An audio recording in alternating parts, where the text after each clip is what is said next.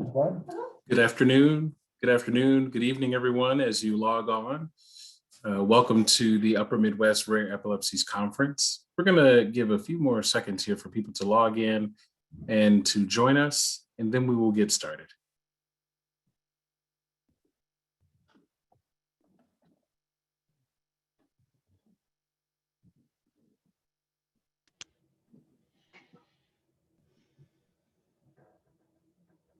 Welcome to the Upper Midwest Rare Epilepsies Conference. We're so glad to have you. As we allow others to log in, I want to encourage you to mute yourself as well as to turn off your camera. It will improve your streaming quality. We're so glad to have you with us this evening. We will get started in a few more moments.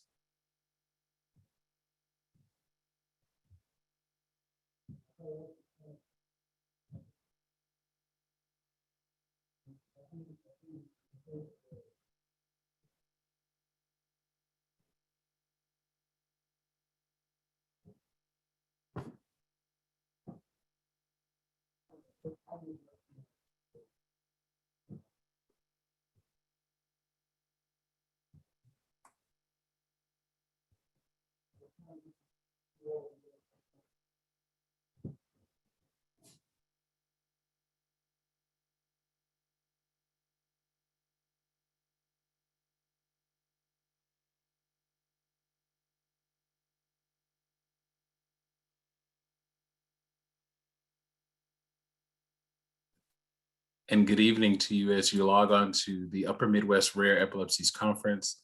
We're so glad to have you with us today. We will get started here in one more minute. We're going to allow a few more people to get started here and to have this really exciting opportunity. We're glad you're with us today. We will get started in one more minute. Thank you.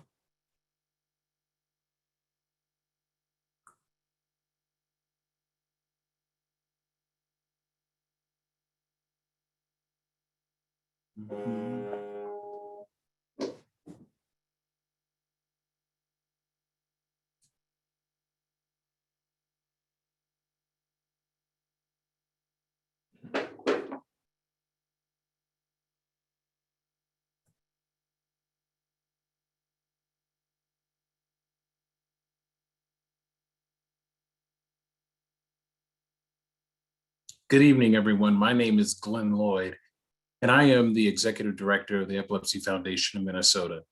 It is my pleasure to welcome all of you to the Upper Midwest Rare Epilepsies Conference, presented by the Epilepsy Foundations of Greater Chicago, Michigan, Minnesota, and Wisconsin. As you might already know, there are around 3.4 million people diagnosed with epilepsy in the United States, and about 1 in 26 people will develop the disorder in their lifetime, with an increasing number of people being diagnosed with a rare form of epilepsy. Though advances in research and genetics are resulting in an increased understanding of many of these syndromes, there's still much to learn. These rare forms of epilepsy can greatly alter a person's life, and the more we can understand them, the better equipped we are to address the challenges they can present. This conference will focus on research, therapies, day-to-day approaches to living with a rare epilepsy, and planning for the future. Although the pandemic has kept us from being in person for this conference, we are thrilled to share this learning opportunity far and wide using this online platform. Before I introduce our first speaker, I want to thank the Rare Epilepsy Network for helping us plan and promote this conference.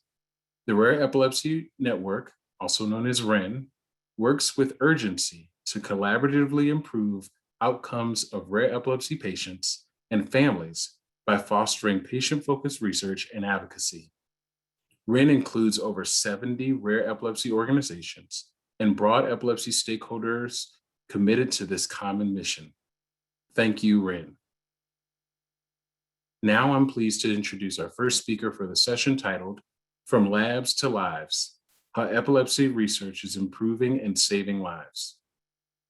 Dr. Tracy Dixon Salazar is a neuroscientist, executive director of the LGS Foundation, and a parent of a daughter with Lennox-Gastaut syndrome.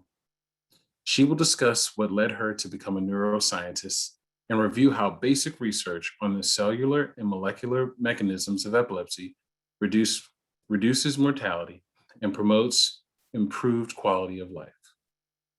Before we get started, Russ Deary, Director of Education at the Epilepsy Foundation of Michigan, will go over some housekeeping for using this Zoom webinar platform. Welcome, Russ. Thanks, Glenn. So today we'll be using Zoom webinar, which looks a little different from a regular Zoom meeting. As an attendee using a computer or smart device, you'll only be able to listen and view the presentations. We cannot hear or see you. At the bottom of your screen, you'll have the option to chat or use the Q&A feature.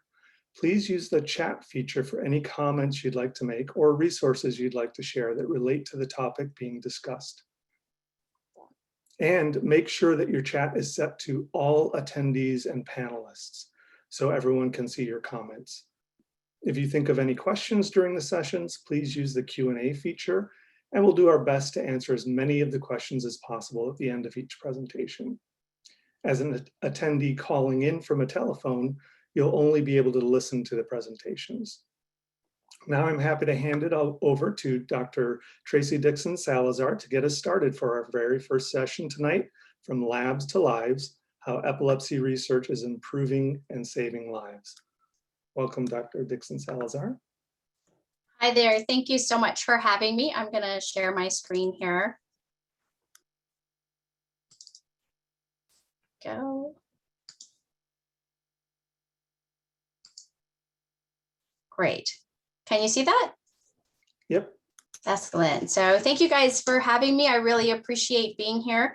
It has been a very long road that my family and I have been on with living with a rare epilepsy. My daughter just turned 28 and she started having seizures at the age of 2. And so I always love being able to speak to families about where we've been and where we are now and where we're going. So thank you for having me and for hosting this conference. I hope that this talk brings a sense of joy to your lives in a way that you see the progress that's happened in the last 25 years in epilepsy, from our story, which I'm going to share with you, to where we are now. And of course, it's never fast enough, the progress in research, the progress towards improving and saving lives, but it is moving. And I didn't feel like that for a long time, especially when we first started out in the epilepsy world. So I hope that this talk gives you some hope that things are getting better, and that you know that there are groups out there, like groups within the Rare Epilepsy Network, groups within Epilepsy Foundation, that are there to support you along your journey with a rare epilepsy, something that my family did not have for many, many years in the beginning. So let me just tell you a little bit about my daughter, Savannah. She was born and was typically developing until she was 2 years old. She was not delayed, she was not precocious, she was just perfectly typical. And then out of the blue, at the age of 2, she started having seizures. We had no family history and we didn't know why. And this is hard video to watch. It's a video of Savannah's seizures. So if you want to look away, I'm going to advance the slide. But this was our harsh introduction into the world of epilepsy, having never seen a seizure before and not knowing what epilepsy was, and not having any family history or any idea what we were experiencing. We were woken up in the middle of the night to the sound of Savannah choking and gagging. We actually thought she was choking. We called the paramedics and they arrived. And by the time they got there, what we now know was a generalized tonic-clonic seizure had ended. And the paramedics said, you know, her airway is clear, but what you described sounds just like a seizure. And our reaction to that was, what's a seizure? We had no idea. Over the next 2 months, Savannah went on to have another 4 of these generalized tonic-clonic seizures. We didn't know what they were. We were still calling them spells and episodes because that's what the doctors that we had saw called them.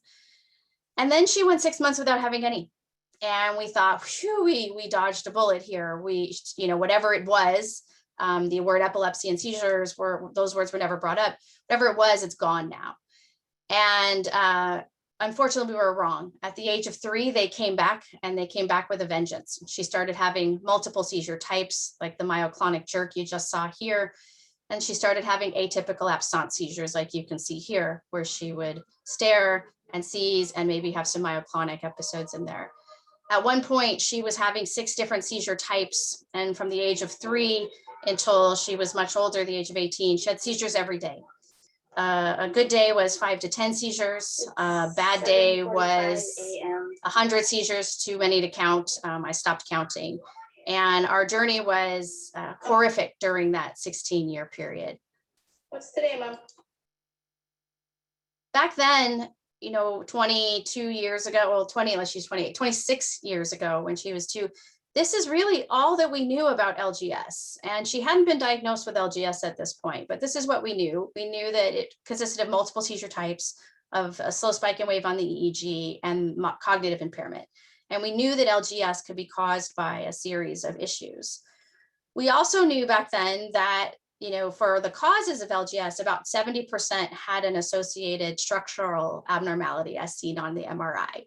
And then the other 30%, which is the 30% our daughter fell into, were considered unknown. Back then, we would call them cryptogenic or idiopathic seizure types or epilepsy types. All we knew was that we were living in absolute hell with our daughter. And this is just a glimpse of total seizure numbers that she had across that 16-year period from the time that she was 2 to the time that she was 18 years old. It was the roller coaster that it looks like here. In addition to that, she was at a certain point along the journey starting to require more and more rescue medication intervention. We actually remember a time where there were no at-home rescue medicines, and we were regulars in the emergency room for nonstop atypical absence, nonstop non-convulsive status epilepticus. We didn't know it was called that back then, but we were in the hospital all the time getting rescue meds.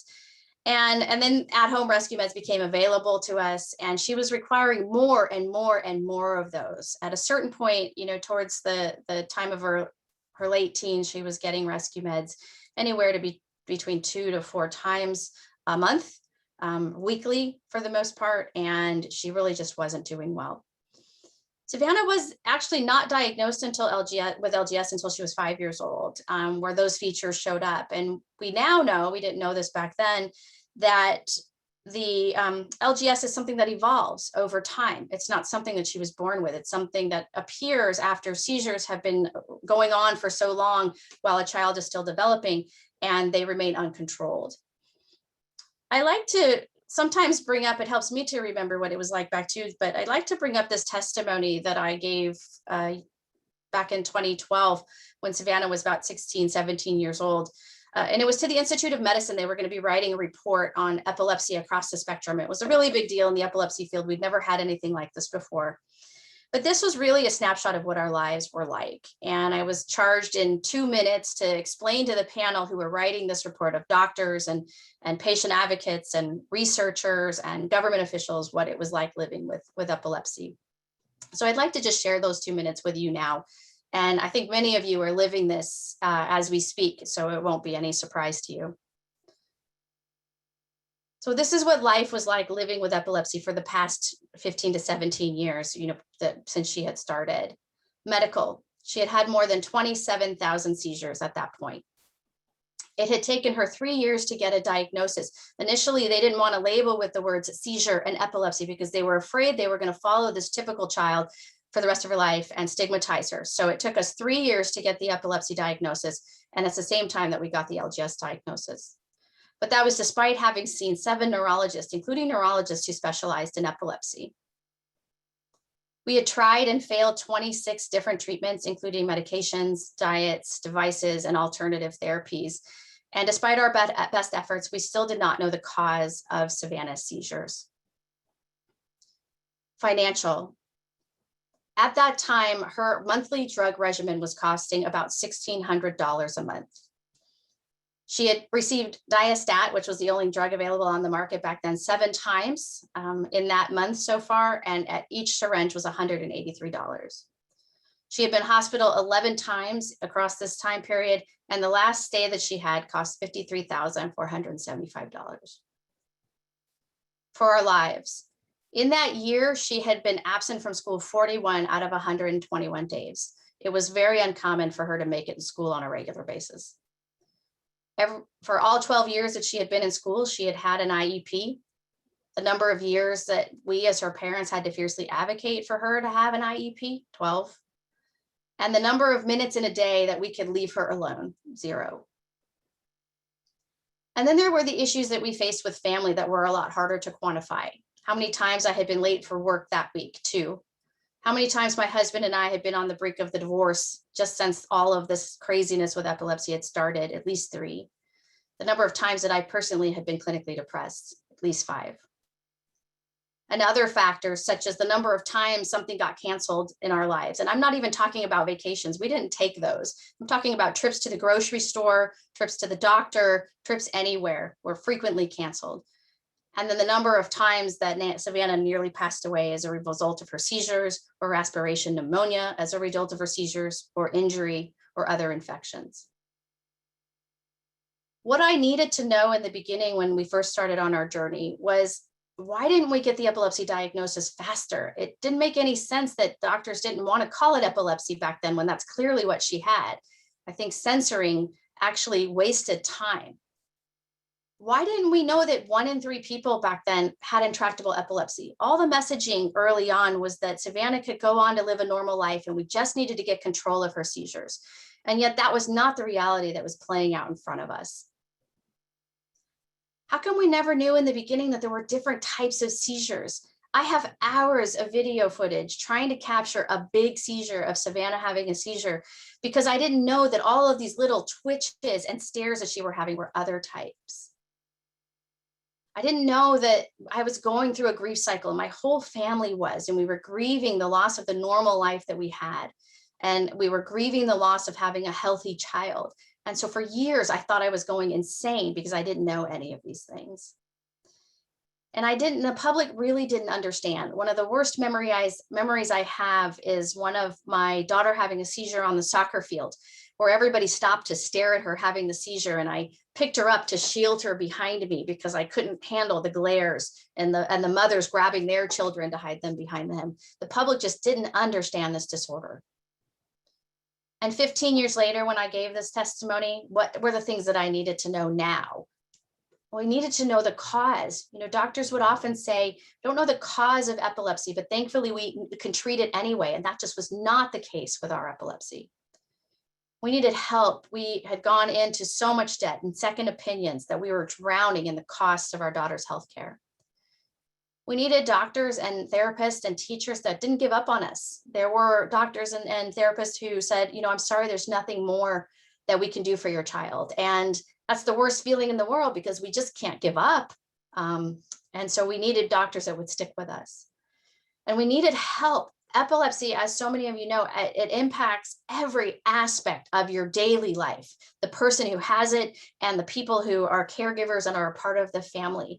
And we needed the world and the people writing this report to understand that we needed help. It's not just what happens during that 1 or 2 minute seizure, but it's everything else that goes along with that. So that's what our journey was like. And even to this day, it still brings tears a little bit to my eyes to think about how painful that was and how frustrating it is that some families are still on that journey today. But there has been progress, and I want to talk about that now. My family has been able to play a little bit of a role in making some of that progress. And so I want to share our story, and then I want to give you some more help about the other research progress that's being made. When Savannah was first diagnosed, I started to read everything I could get my hands on about epilepsy. And it was so helpful to read and learn. There were no online communities. You had to check out internet back then at the library. That's how long ago this was. But I learned that epilepsy was a spectrum disorder. This is something that I didn't know. And there was comfort in knowing that there were other people, even though I never met them, that were dealing with very severe epilepsy, because I had really been led to believe that if we just did our best, if we just kept her on medicine, if we kept trying, that she would obtain controlled seizures, and that was not the case. We learned that epilepsy was really common. Over 3 million Americans have it. And again, many people suffer from uncontrolled seizures, with 1 in 26 developing epilepsy and 1 in 10 people having a seizure in their lifetime. I didn't fully understand why we felt so ridiculously alone, but I knew that by reading that there were other people that had this. I knew that we didn't know a lot about the causes of epilepsy back then. In fact, 70% of all people with epilepsy didn't know their cause. We did know some causes, but we didn't know many. And I knew that it was a very expensive disease, and there was often high rates of misdiagnosis and a huge cost person and family. As I did my reading, I also learned that there were a lot of treatments that were out there for epilepsy, a lot of medications. And yet, despite all of these treatments and the new ones that were coming out, the old ones had been around for a long time, nothing seemed to work in our child. And when I did meet other LGS families and other families with the severe rare epilepsies, it was the same for them. And that held true for things such as ketogenic diet and the other diets, including devices and surgeries, were not always effective. In fact, we were considered super refractory. In addition, I learned that we really hadn't made a ton of progress between 1975 and 2014 in understanding the root causes of epilepsy. And it just seemed to me logically that if we wanted to understand how to treat Savannah's epilepsy, or how to treat any child who has early onset epilepsy and we don't know the cause and they're not responding to treatment, is to figure out what the cause is. And this is really what drove me to college at that time. I wish I could sit here and tell you that I was this amazingly talented high school student. I was very smart and brilliant and just jumped right into college and got a degree. And that's not true. I had not done well in high school, and I spent many years at the junior college remediating and learning. But I wanted to be a part of the group of people who were looking for the causes of epilepsy. And I fell in love with science. And so I was at the junior college for many years. I got my associates, my bachelor's, my master's, and ultimately a PhD in neuroscience. And again, I just wanted to help find the causes. There were so many unanswered questions and so much brain damage that had happened to our daughter because of all of these tens of thousands of seizures that she's had, that I just wanted to help. You know, maybe nothing would ever help her, but we had to make it better for the future. I started in school right about the time of the genomic revolution, right here in 2007, between 2007 and 2010.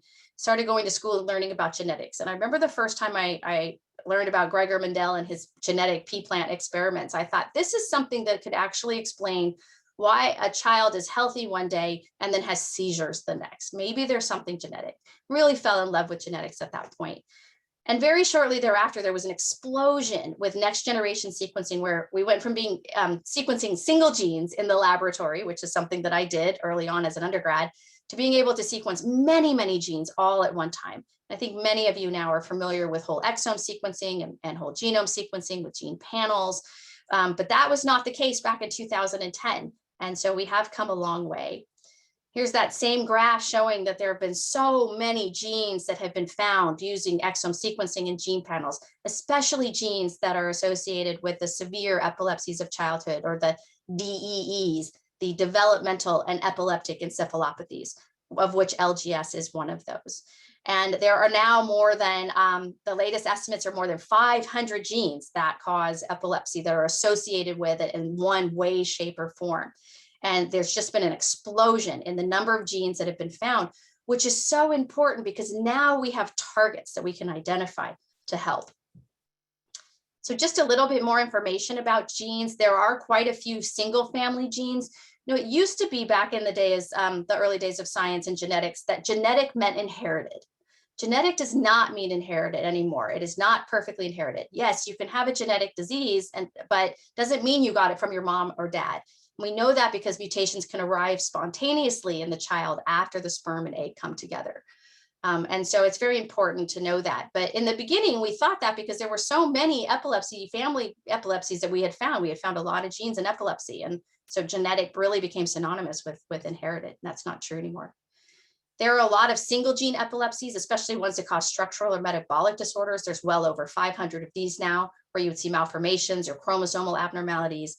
And then, of course, the de novo mutations that really exploded, these mutations that are arising in the child, not necessarily inherited from the parents. Can be, de novo mutations can be inherited, but they are not always. And that really led to this just explosion of our ability to find these genes in patients and families. And that has continued for the last decade, 11 years.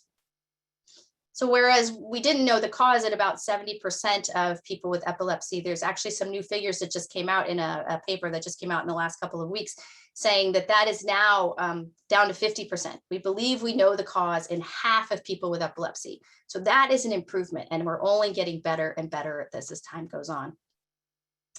I think for those of you that are living in the severe epilepsy space, there are a lot of genes, and there are not only genes. I know that for those of you that maybe have a loved one who has epilepsy, a severe epilepsy due to an acquired form of an injury like hypoxic ischemia, lack of oxygen at birth, or stroke, cancer, infection, it feels like the science is not there for you, but it really is starting to come forward. It's just, excuse me, it's just moving a little faster for the gene epilepsies. There are many genes and they act in all different ways. They act, at the synapse, they act on gene expression. And so we're really going to need to dig into the science, excuse me, dig into the science of each of those as we go. But the reality is, sorry guys, the reality is that there are actually genetic epilepsies where the gene that is identified can influence treatment. So there are drugs that if you have a certain genetic variant, that you might want to go on. There are drugs that you might want to go off of. There are drugs that you should avoid. There are things that we should be monitoring for. So this concept of precision therapy or precision medicine, which many of you have heard of, is alive and well today. And science is pushing forward and faster. This idea that you would take a group of people, we used to just take people with epilepsy and group them and put them all on the same medicine. But if you can separate them out and say, well, these ones have this gene and these ones have this chromosomal abnormality, or these ones have this acquired epilepsy, and then match them not just to the right pill, but maybe it's a gene therapy, maybe it's an injection, maybe it's a device or a surgery or a diet. And one of my favorite stories is the story of GLUT1 deficiency, where we now know that a large percentage of those young children who have GLUT1 deficiency syndrome can go on the ketogenic diet and have a pretty significant relief in seizures. And that's a huge win, whereas these kids used to just seize forever. So very big deal. So this concept of precision medicine has really exploded with all the new genes and all of the new technology. It is an exciting time to be in science, to be thinking about the possibility of treating the underlying causes for so many of these rare epilepsies. And my family had a small role in that. My work in the lab had a small role in that. And it's only getting better and better. I mean, I don't want to say that it's going to be easy. I don't want to say that the science is non-trivial. I'm just saying that for many, many years, for a decade and a half, I did not have a lot of hope in the epilepsy space. And I do now today, really feeling like we're going to make a difference in the kids that have these severe rare epilepsies. So as I was in the research lab as a postdoctoral fellow, finding genes that caused other people's epilepsy, people would often ask, what about Savannah? How was she doing? And the answer was that she wasn't doing well at all. She was 18 years old. She had been seizing for 16 years. She was having about 300 seizures a month on average, but obviously that fluctuated. Some months it was much higher, and some months it was a little bit lower. She was seizing every day. She was on 7 different medications. She had a vagus nerve stimulator. She was on a special diet. She was getting rescue meds 3 to 4 times a week. She was sleeping about 17 to 18 hours a day, either from medication side effects or from seizure stupor or after seizure states.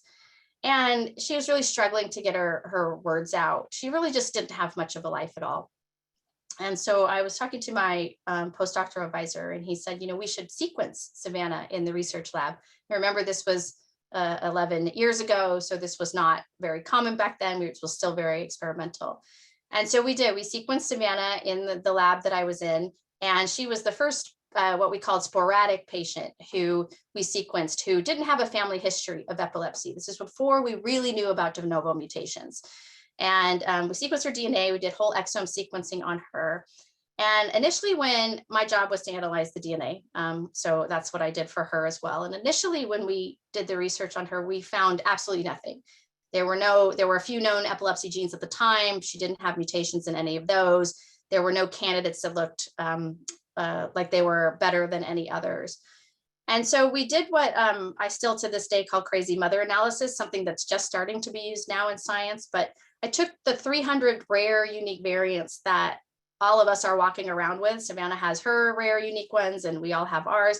And I plugged them into an analysis where I grouped them into pathways, into molecular signaling pathways. And like I said, this is something that's happening more now, now that we're starting to, look at the mechanisms of how each of these genes interact with each other. And much to everybody's surprise, especially mine, we did identify a high number of variants in calcium channel genes in Savannah. So she is walking around with a huge number, like why does she have this many? What was she exposed to in utero to have this many genetic mutations in her DNA? But in calcium signaling pathway. And each of those here are represented on the left-hand slide by red dots, where she had a series of these mutations in different calcium channel subunits. And I think many of you know that calcium channels are very important for neuronal signaling. They release calcium into the cell, which then causes neurotransmitter release, which then fluxes to the other side to the neuron at the other end and creates signaling down there. And that's just one way that calcium channels are incredibly important. And when we took a look at the genes that Savannah had mutations in, she had a really large number in these L-type calcium channel genes, which is a specific type. There are N-type, there are T-type, there are PQ type, but in L-type calcium channel genes. And so we went to her doctor and we showed him the data and said, hey, Savannah's not really doing very well. There's nothing else really left to try unless we start cycling back through drugs that she hasn't tried yet. Why don't we try her on a medicine that acts on L-type calcium channels? And there were medicines on the market at that time that acted on L-type calcium channels. They were used for arrhythmia and for hypertension, so not for epilepsy, but they worked in the right direction. So we had some evidence, two pieces of evidence, scientific evidence and modeling evidence that she had too much calcium going into her cells. And this is really important because if she had too little calcium going in her cells, this would not have worked, but she had too much calcium going through her channels. And so these drugs were blockers. They would close the channels either completely or a little bit, so she would have less going in. And so if she had too little going in, this wouldn't have worked. So we knew that. We thought it was too much calcium going in. And we also knew that whenever Savannah would be given calcium supplements, which a lot of our kids are because of the harsh effects of the anti-seizure medicines, that she would always have horrific, horrible seizures. And this is what really prompted us to go talk to her physician about trying her on this medicine. And to everybody's surprise, this sort of long shot after we did the careful risk benefit and realized that she really had no quality of life and that we were going to lose her. She was getting aspiration pneumonia pretty regularly back then from seizures. We tried her on this medicine and it worked. So within 2 weeks of trying Savannah on this medicine, it's called Varapamil. It's an L-type calcium channel blocker. She had a significant reduction in her seizures. Ended up to this day, she is still doing really well. It's a 95% reduction in her seizures. And the drop was really very, very immediate. I think what was even more amazing was the reduction in the use of rescue meds. So the number of times she was going into these nonstop seizures. So Savannah had what we now know were sequential seizures, where they would start out tonic or tonic-clonic, and then they would taper into an atypical absence or a non-convulsive status that would just never end, that could just go on for days and just, rhythmic twitching, kind of like the video I showed you. And that completely stopped. And she had a couple of other sputters and then completely stopped. So we went from giving rescue meds pretty much multiple times a week to not giving them at all. And she is now 28. So this was when she was 18 years old. She is now 28 and she is doing incredibly well still. So I always knock on wood. I feel like I met Savannah for the first time when she was 18 years old, because the reduction of all of the seizures really just brought out who she was. She was awake and she's funny and she's sassy and she's opinionated and bossy. And she went from, 2 to 3 word sentences to I stopped counting after 15 words. We were counting her words like that was 10 words, that was 11. We've stopped counting now because she just yells at us all the time. And every year she is getting better and better. And she has things she loves. She loves to dance and she loves to argue with people and she loves to make jokes. And if you had told me that my 18-year-old who had more than 40,000 seizures, at that point, who was so brain damaged from the epilepsy, who had been on a 16-year journey of just hell living with LGS, that drug number 27 was going to be the thing that helped us, I would have laughed at you. I'm serious. I would have been like, oh, that's really cute. But I am never been so happy to be wrong about something, because it was drug number 27, and it was a drug that was targeted towards her biology that made a difference for her. And even though she had so much brain damage from all the years of seizures, she still is learning and growing again. Now, is she ever going to reach the age of a typical 28-year-old? Of course not.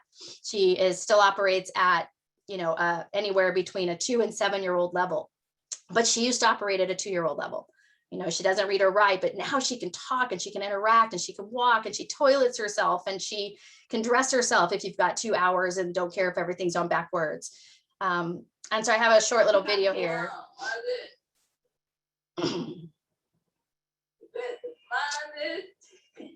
Tickles till you come.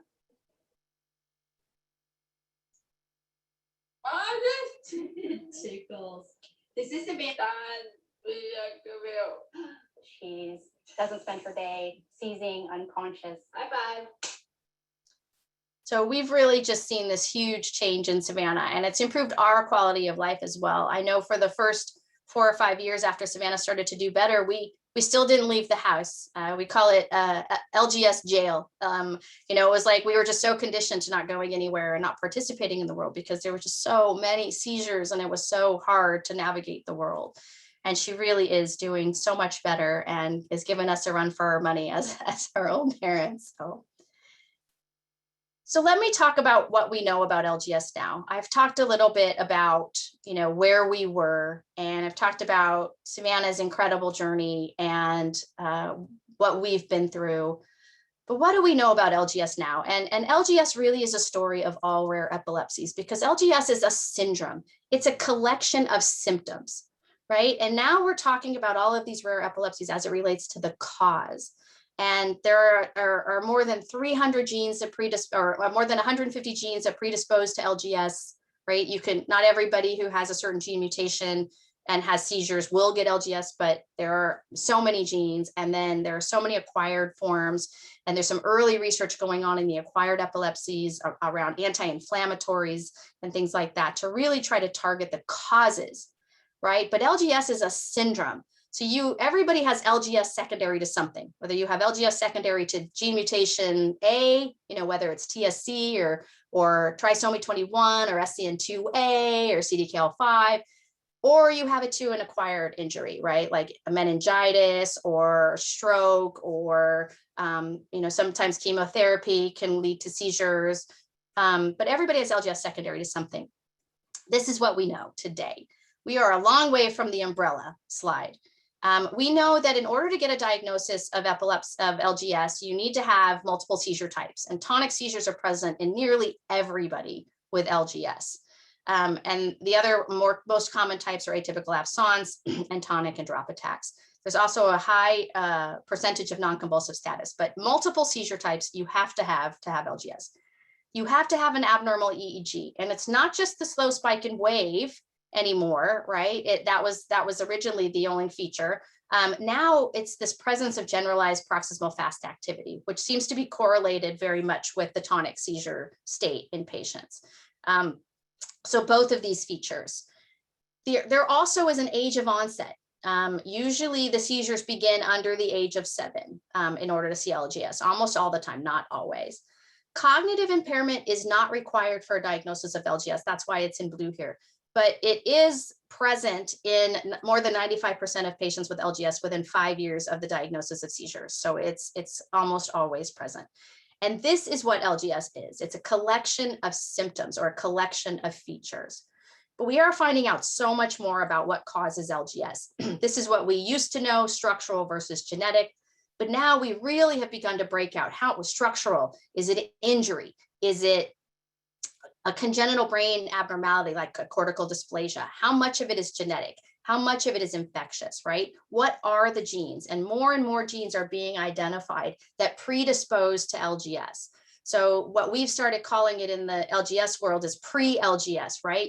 Your child could go LGS. They have risk factors. They've got multiple seizure types. They've got, maybe their development is delayed. They've got a genetic predisposition, or they had a specific birth injury. They just don't have the slow spiking wave yet. That is a pre-LGS. It could be pre-LGS. And so we really want to advance research on how to stop it. You do not want LGS. Nobody wants LGS. Do not get LGS. But we also know that LGS is a journey. Nobody's born with it. Here was a study where they followed a group of patients that came to the academic medical center, the academic epilepsy center, and they followed them for 15 years. And if you looked, when they first came in, you had the initial diagnosis was undiagnosed, or some had LGS right at the time they came in, some had West, some had generalized, and some had focal epilepsy. Across the 2 years, within that 2-year span, they've all landed on their final diagnosis. And you can see how many went from being one thing to being LGS. So LGS evolves. LGS is something that happens over time while we're watching. And that means we can intervene. We know who's at the greatest risk. When they followed these kids for 15 years, they saw that if the seizure started at less than 1 year, they were at the highest risk of developing LGS, right? And then they started to look, in addition to just the age of onset, but also what was the age of onset. So we know when the risk is higher, sort of predicting your cancer risk, right? Like if you have all these factors, then your risk is higher for developing cancer. And it's very similar here. We can start to begin to think about risk. And we also know that there's the LGS is when the seizures, they're occurring so frequently as the brain is developing that they then take over brain development and they affect the whole network of the brain. And we're beginning to understand what regions in the brain are impacted and what those networks do, where they are, what they mean, how they can be targeted. One of the interesting emerging therapies for LGS and for other disease networks that act on the whole network. I'm not talking about like specific genes early, but like the whole network is now affected. LGS is like the seizures have spread. They've metastasized and taken over the brain. Deep brain stimulation is actually one of the emerging therapies that really acts on that brain network, not just on the seizure, not just on the gene, but on the network for those that can't get early intervention. And most importantly, I think this is even more important, is that we are beginning to track the cases of reversible LGS. You can get rid of the slow spike in wave. And the proof that those patients that do, we don't know how to do this in every case. We can't systematically do it, but you can reverse LGS in rare cases. It happens in adults who maybe have some sort of a surgery like this EEG here. It also happens in young kids who are diagnosed with LGS, get seizure control, and then their brain waves normalize. And so we're going to start thinking about treatments for LGS that actually target the brain waves and not simply the seizures. And as I wrap up here in my last couple of slides, I want to just bring it all home with what we know about LGS now, which is it is an evolution from an earlier journey. So this is what we know about LGS now, right? You've got these clinical features, including childhood onset, and it doesn't really matter where you came from. Once you have it, your odds of having a normal life are the same across. It's diminished. Most have seizures into adulthood. Most have tonic seizures associated with sleep. Most have significant cognitive impairment, and many, many patients die. And we need to treat that, but we need to treat the network, not just the symptom of seizures, because there is so much more to LGS than just seizures. It's GI issues, it's behavior, it's cognitive impairment, it's a movement and ambulation, and it's so many more things than that. And so at the LGS Foundation, we're really looking at treatments that will treat the actual network in LGS. But LGS came from somewhere. It came from treatment-resistant epilepsy. Down here you have time, right? So LGS is most often diagnosed between the ages of 2 and 5 years old, right? And more brain damage ensues the longer you have LGS. But what if we can intervene right here early on? Or what if we can even intervene before? How do we stop infantile spasms? And so we work really closely with the Infantile Spasms Action Network. What are the best treatments for that? We think a lot about preventing treatment-resistant epilepsy, figuring out what are the best medicines in those before they evolve to LGS. And then thinking about what are the best treatments for epilepsy or even for the first seizure in early childhood. because when you have, if brain development is regulated by electricity and seizures are aberrant, just unpredictable electricity, you do not want this abnormal electricity around. And so we've really started to shift our thinking, and the whole field has, to prevention of developing LGS. And then all of these seizures, pre-epilepsy, comes from somewhere. It comes from some cause, whether that cause is a birth injury or a congenital malformation, whether it's a gene, one of the many that we've talked about, or whether it's metabolic, infection, immune. All of these are now the subject to some incredible research on how to stop this evolution to LGS, or even just this evolution to really bad epilepsy, even if your loved one develops something similar to LGS or LGS-like, or even not LGS, just has DEE and it doesn't get the LGS name associated with it. How do we prevent? And I've never been more excited about research than I have in the last 10 years because of this, is now we are talking about prevention and not just putting a Band-Aid on it. The one other thing and the last thing that I want to say about this, and I hope you're excited about it, but I also want to say is that for the first time ever in our journey, within the last 5 years or so, patients are being listened to in ways that we've never seen before. And so it's a really important time for you, if you're comfortable, to raise your voice about your rare epilepsy. Find your people, find your community of support, wherever that may be. You are always welcome in the LGS community. If you want a community of life hacks for living with a lot of seizures, that's what we do best over here. But find your community, whether it's your rare epilepsy or it's your epilepsy foundation, but it's going to help you through this journey, and talk about it. Raise awareness, get involved in research. And I just want to show you what's really come out of the work that we've done over the last 2 years at the LGS Foundation. Could be summed up in really one graph about what matters most to families with LGS. And this is being done for a lot of rare epilepsies just beyond LGS. But many of you might remember from psychology class, Maslow's Hierarchy of Needs. This is this idea that human motivation is set on these tiers, and you have to reach the bottom tiers before you can move up. So your physiological needs have to be met before you can move on to safety needs, right? Like if you don't have food, clothing, and shelter, you're not really thinking about employment, right? And if your safety needs aren't met, if you're not healthy, if you don't have property, you're not going to have love and belongingness or esteem or self-actualization. So this is a famous theory in psychology. And there is after hosting our patient-focused drug development meeting and doing extensive surveys in our population and doing focus groups with LGS families, there is an LGS hierarchy of needs. And it is so far from Maslow's hierarchy of needs that what we're really dealing with is this stressfulness. We have death, we have crisis, and we have just steps to take to avoid crisis. And none of our families are ever independently, our people with LGS are not navigating the world independently. And so we're able to share this with drug makers and with doctors and with scientists. So they're now trying to help us in the LGS field just to deal with the crisis and the non-independence. Like, don't talk to us about school, don't talk to us about behavior, but really talking to us about these areas where we are, to meet patients where they're at. So with that, I'd just like to say thank you so much for joining us, for joining me, and for listening. And if you are navigating the world with a severe epilepsy, I hope you'll find your group of people. I then hope you will get involved in research. And I hope that you feel optimistic about the future as well. Scientists are hard at work trying to make things better. And it really is an unprecedented time in our world for the severe epilepsies. Thank you. Thank you so much. That was so inspiring and encouraging to see how much great work is being done. So let's get right to some questions. So the first question is, can two children have a single gene mutations? My husband and I do not have any known family with seizures, and we have two kids with different types. In 2 weeks, we hope to get results for my son who has myoclonic seizures.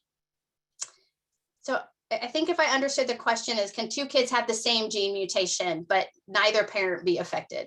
Is that essentially what you heard? Yeah, to the I rest? think so. Okay, yeah, and the answer is yes. So de novo mutations used to be thought that they are not from mom or dad at all, but there actually can be a very small number of cells in mom or dad that do carry the mutation. And so it's gonna be very important to talk to your genetic counselor, right? So you'll want to test mom, dad, and both of the children if you haven't already done that. And then really talk to your genetic counselor about whether the sequencing was deep enough to tell if mom or dad had it. And deep means how many times did they sequence that letter? Did they sequence it 30 times? Did they sequence it 100 times? Like how many times did the machine count that letter? And so you'll really want to talk to a genetic counselor about this. But it is possible. It is very rare, but it is possible. Okay, great. Another person asked, how come more is not done or more awareness is not made about double cortex syndrome or band heterotopia? The reason that there is not more awareness is because, and this is probably going to piss off some people, but there needs to be a focused, dedicated advocacy group for that disease. The head of the NIH and the head of the FDA neuroscience program have both said that they would not want to have a disease today that does not have an effective advocacy group that is out there raising awareness and funds for research, for targeted research on their disease for that specific disorder. And we have a lot of families with DCX and with lissencephaly and band heterotopia in our LGS population. A lot of them develop severe seizures, but we need focused research on those specific diseases. And that's going to come from an advocacy effort specifically for those diseases. Okay, great. And we have multiple people in this conference who have started their own agencies. So that's, it can be done and it has been done. So, so that's encouraging to folks who maybe are feeling underrepresented, is that you can start one yourself or find other people who want to start one with you. So have you heard CMV in first trimester equals Lennox-Gastaut syndrome? Not sure what CMV is. See, there's cytomegalovirus, or I think it's cytomegalovirus. So there is no definitive data on that. I know that there's been research circulating for a long time where they've been actually looking at pregnant mothers and saying, if you get an infection when you're pregnant in your first trimester, your second trimester, your third trimester, are you going to have a child with autism? Are you going to have a child with this disease or that disease? And as far as I know, the jury is still out. I know there's a lot of active work going on in this, right?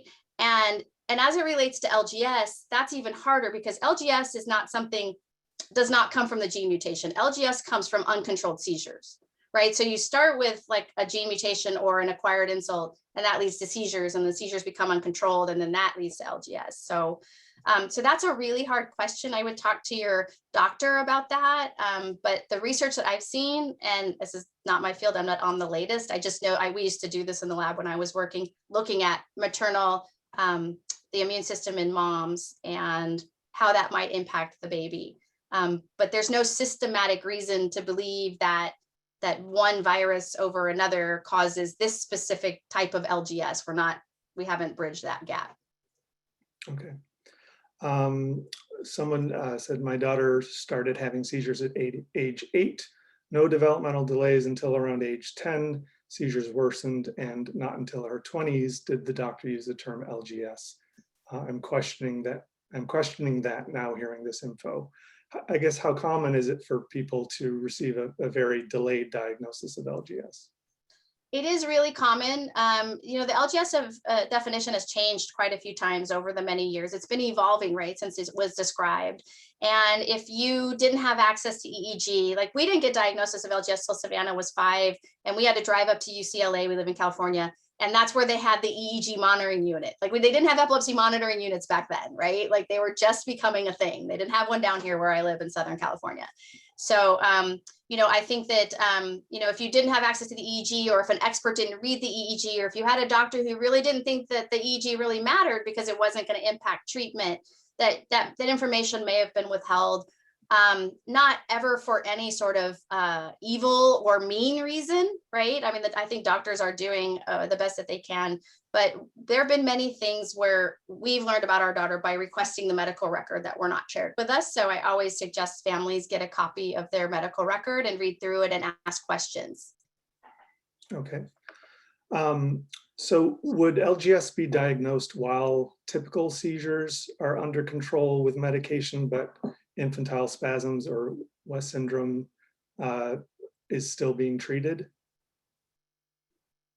Well, LGS would be, so there's about 30% of babies who had infantile spasms go on to develop LGS. So there's a very clear link there, but the LGS diagnosis wouldn't really be made until the EEG features are present and until all the features are present. So you have to have the 2 EEG features, and then you also have to have the multiple seizure types, and then, the early age of onset.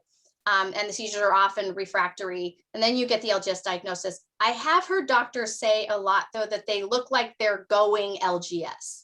So they might have, 2 of the 4 features, but they don't have them all yet. And some kids never go LGS. They just, their EEG looks like it's chaotic. They might develop the slow spike and wave and the PFA, but sometimes they do and sometimes they don't. And that is something we just do not understand and want to understand scientifically. Okay.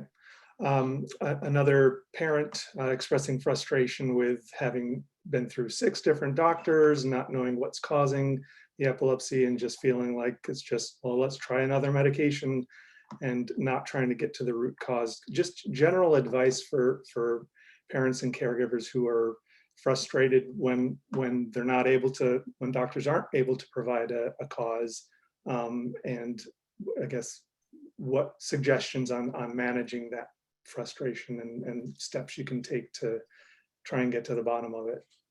Right. I mean, it is really hard.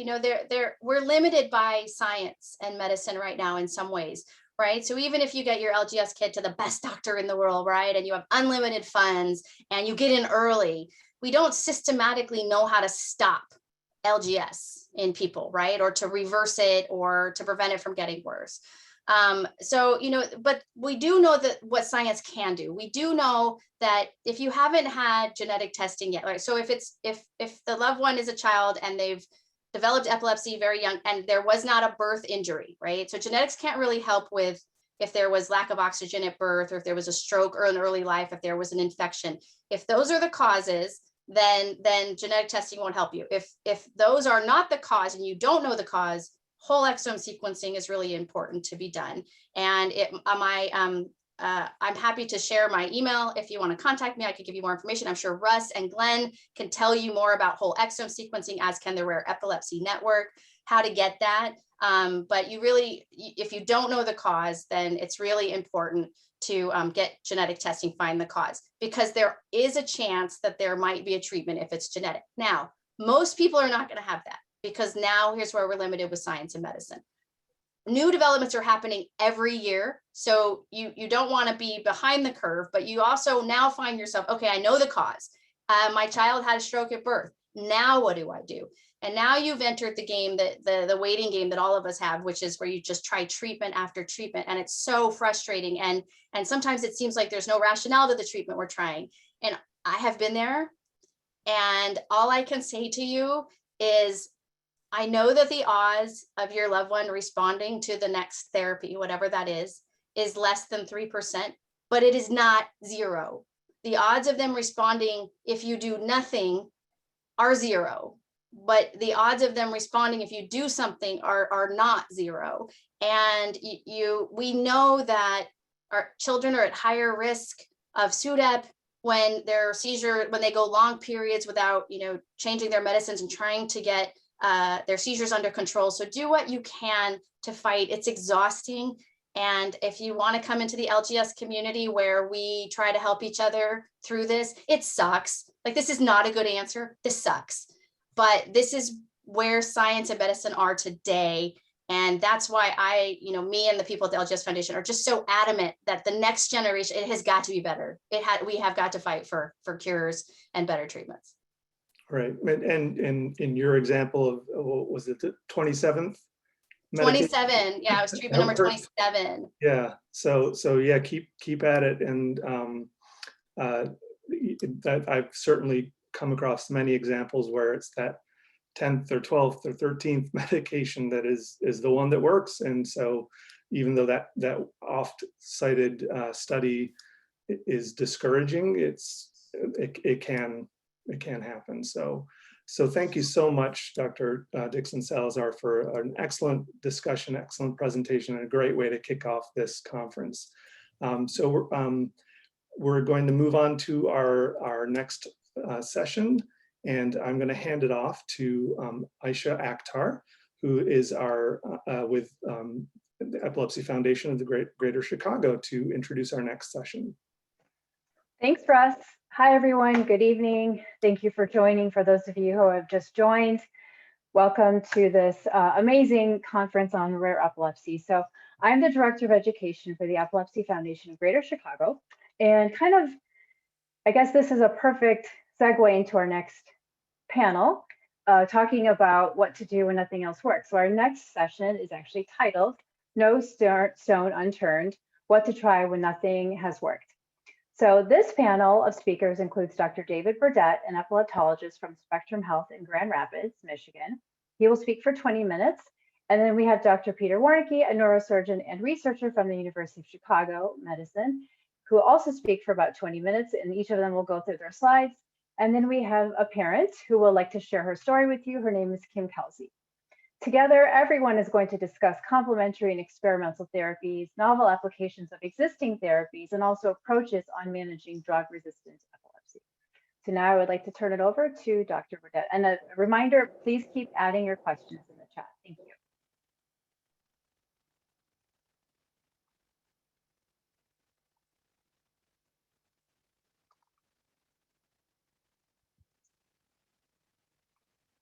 Can you see my screen?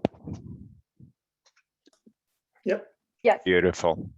Well, it is my pleasure to join you this evening. Incredible presentation by Dr. Dixon Salazar. That it was an inspiring message of hope, one might say.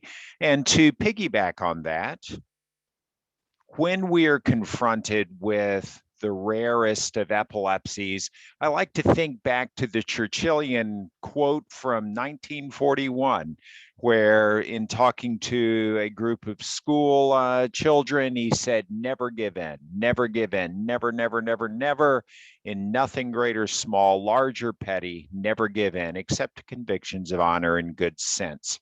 And I think that Dr. Dixon Salazar started this conversation tonight from a good sense perspective. So what I would like to do is to speak towards some treatment options, some approaches that one may use in situations that perhaps at times may seem hopeless, when in fact, if we do nothing, our loved one, the persons for which we care who have the rarest of epilepsies have a 0% chance of doing better. But if we do something, then we have a fighting chance of making a difference. We do, however, need to be rational, use science as best we can, science still defining what those options are, to make those choices. And in making choices after the standard treatments have failed, I think a common way to go is to let's go back to the basics. And the basics include the notion of what is a seizure. As we all know, a seizure comes from a network of neurons, a network of populations of neurons. And I think on Dr. Dixon Salazar's slides, she referenced this network notion, where we have a population of neurons exciting another population, another population, another population, ... coming back to the first one. So this collective population may fire of its own accord and cause a seizure. This is not firing in a vacuum. Here, we've got perhaps a temporal neocortical seizure. It gets going, it tries to entrain the firing of its neighbors, and the seizure may spread in a certain fashion, and hence we get a seizure that may fall on a spectrum of severity. We have other individuals And this is more commonly represented in our rare epilepsies designation. Individuals who may have multiple areas, such as with Lennox-Gastaut syndrome, that form together to involve large areas of the brain, both sides of the brain, to cause seizures. If we look at the upper right-hand corner, this is a representation of a seminal study that was done about 21 years ago. And it's a Scottish study where they had available to them the medications, anti-seizure medications that we had at that time in the US. And they found that roughly little over 2/3 of patients, or little over 1/3 of patients, despite our best efforts with combinations of medications, systemic use, the systematic use of medications, these patients continue to have seizures. So if a person has tried 2 or 3 reasonable anti-seizure medications, either alone or at least one combination, and they continue to have seizures, then already they are headed toward that rare designation of refractory seizures. And there are a few steps that one will typically want to pursue in this situation. First is, let's take a step back. Is this epilepsy?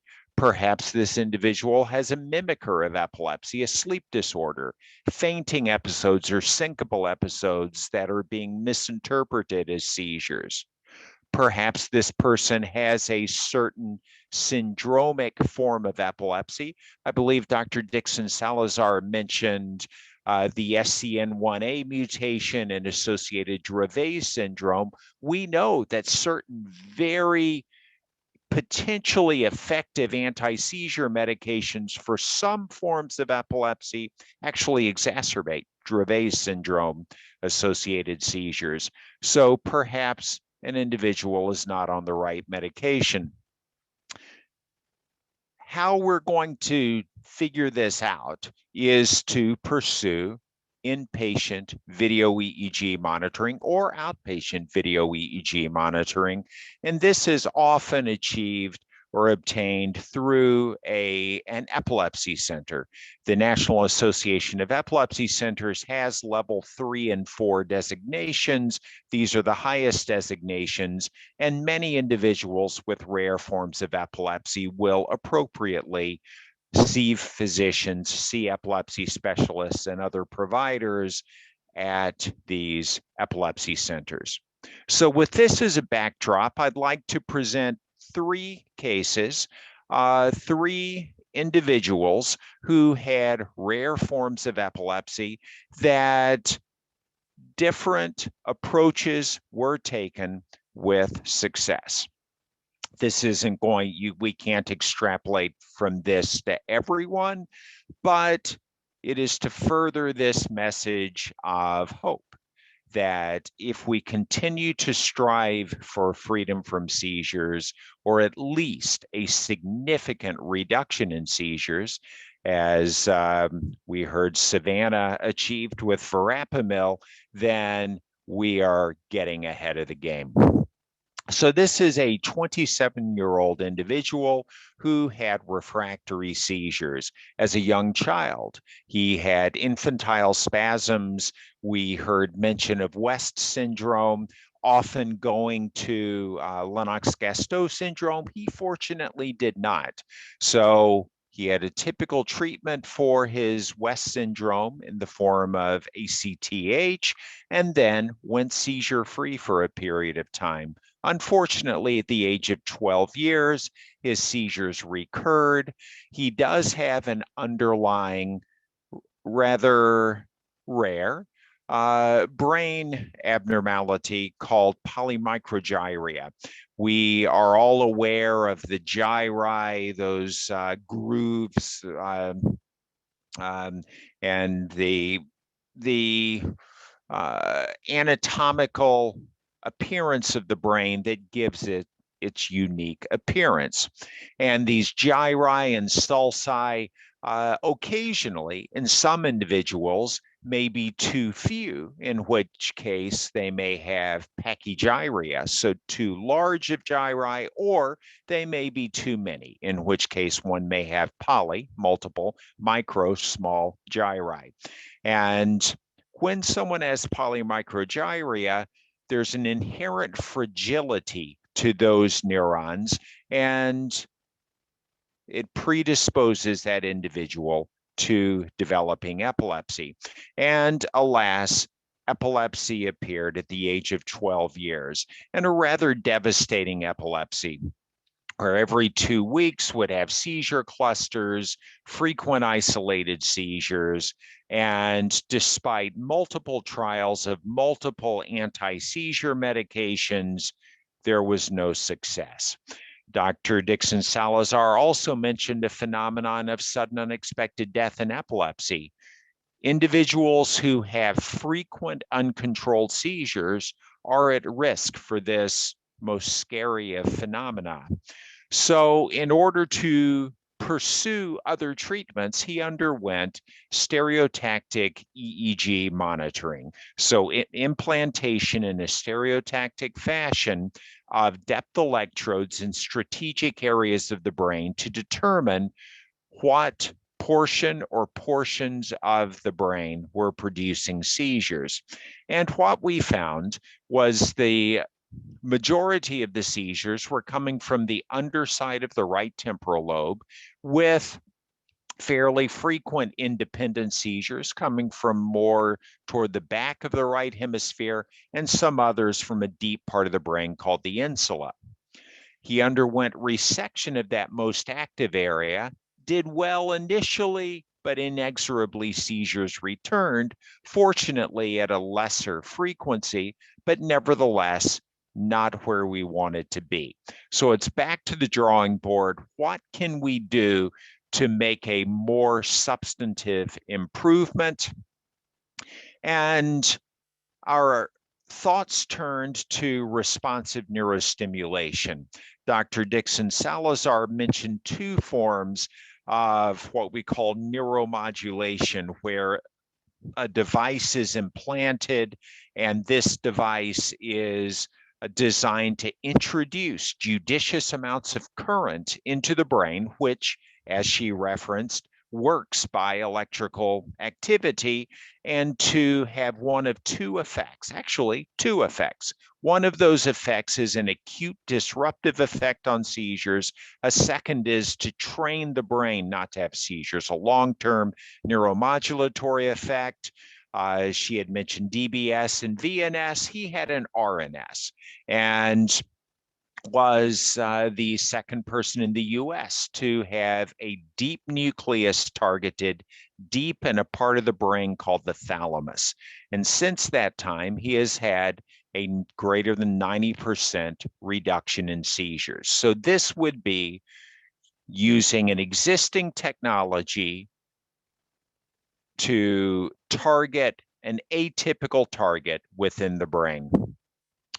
Another approach, another example, this is an individual, a 43-year-old individual who was previously healthy. Over a 3 to 4 week period of time, developed progressive psychological and psychiatric issues. Over a 1 week toward the end of that 3 to 4 week period, started to have rhythmic jerks at the head and extremities, and then started to convulse. Was seen at a hospital where the convulsions were stopped, although that rhythmic jerking continued, and EEG was obtained. And on the right, you see this EEG on the top panel without the person being on a paralytic agent, and in the lower panel with it. And you see this undulating appearance, and over that, this little thickness, and we call those brushes, if you will. And this is a pattern that is well described called extreme delta brushes, and is seen in a phenomenon, an autoimmune phenomenon called anti-NMDA encephalitis. So the NMDA receptor is one of those brain receptors, one of those brain proteins that is responsible for generating electrical activity in the brain. So I put back up here my little neural network, and you see my series of pluses here. So every nerve cell that is connected with a plus is exciting another nerve cell. Much of that excitation is driven by NMDA receptors. And some of you may be aware of a notion that magnesium can be used to have the mildest of anti-seizure properties. This is driven through its effects at the NMDA receptor. And when someone has a tumor, perhaps, and the most common associated tumor is an ovarian teratoma. A teratoma is a benign tumor that when it occurs in the ovary, may cause the body to produce these antibodies against the NMDA receptor, which forces it to be overactive and produces psychiatric issues, movement disorders, and seizures. So this tumor was removed, and this individual did well from an overt seizure perspective, but continued to have twitches and was not waking up. Ultimately was transferred to our center for continuous EEG monitoring, and it turned out that those twitches were in fact seizures. And trying different medications, we hit upon ketamine, which is an anesthetic that specifically targets the NMDA receptor, and that was able to stop these seizures. Alas, every time we would try to reduce the ketamine, the seizures would return. So ultimately, she was given an aggressive load of a drug called Varapamil. Varapamil works against an AMPA receptor, which is linked to this NMDA receptor. And she was given 3 times the maximal FDA approved dose. But with this dose, we were able to suppress that twitching, suppress recurrence of seizures, and gradually over the span of 60 minutes, so not too gradually, we were able to get her off of ketamine. But now it has been a long road to hoe, as they would say. She had a long recovery ahead of her, but she has gradually returned to meaningful responsiveness, regained the ability to interact and to ambulate. Another individual is, and I have to give special thanks to Dr. Fain, a pediatric epileptologist, and Dr. Adams, a medical geneticist at Helen DeVos Children's Hospital, who educated me on this case and allowed me to use it. This was a young gal, an infant, who at the age of 2 months presented with new onset of seizures. And these seizures were multifocal, arising from each hemisphere and continued despite reasonable trials of typical drugs. If you look at the 2 panels here of EEG, in the upper panel, you will see the red colored lines look very rhythmical. In this individual, red is for right, and this is a right-sided temporal seizure.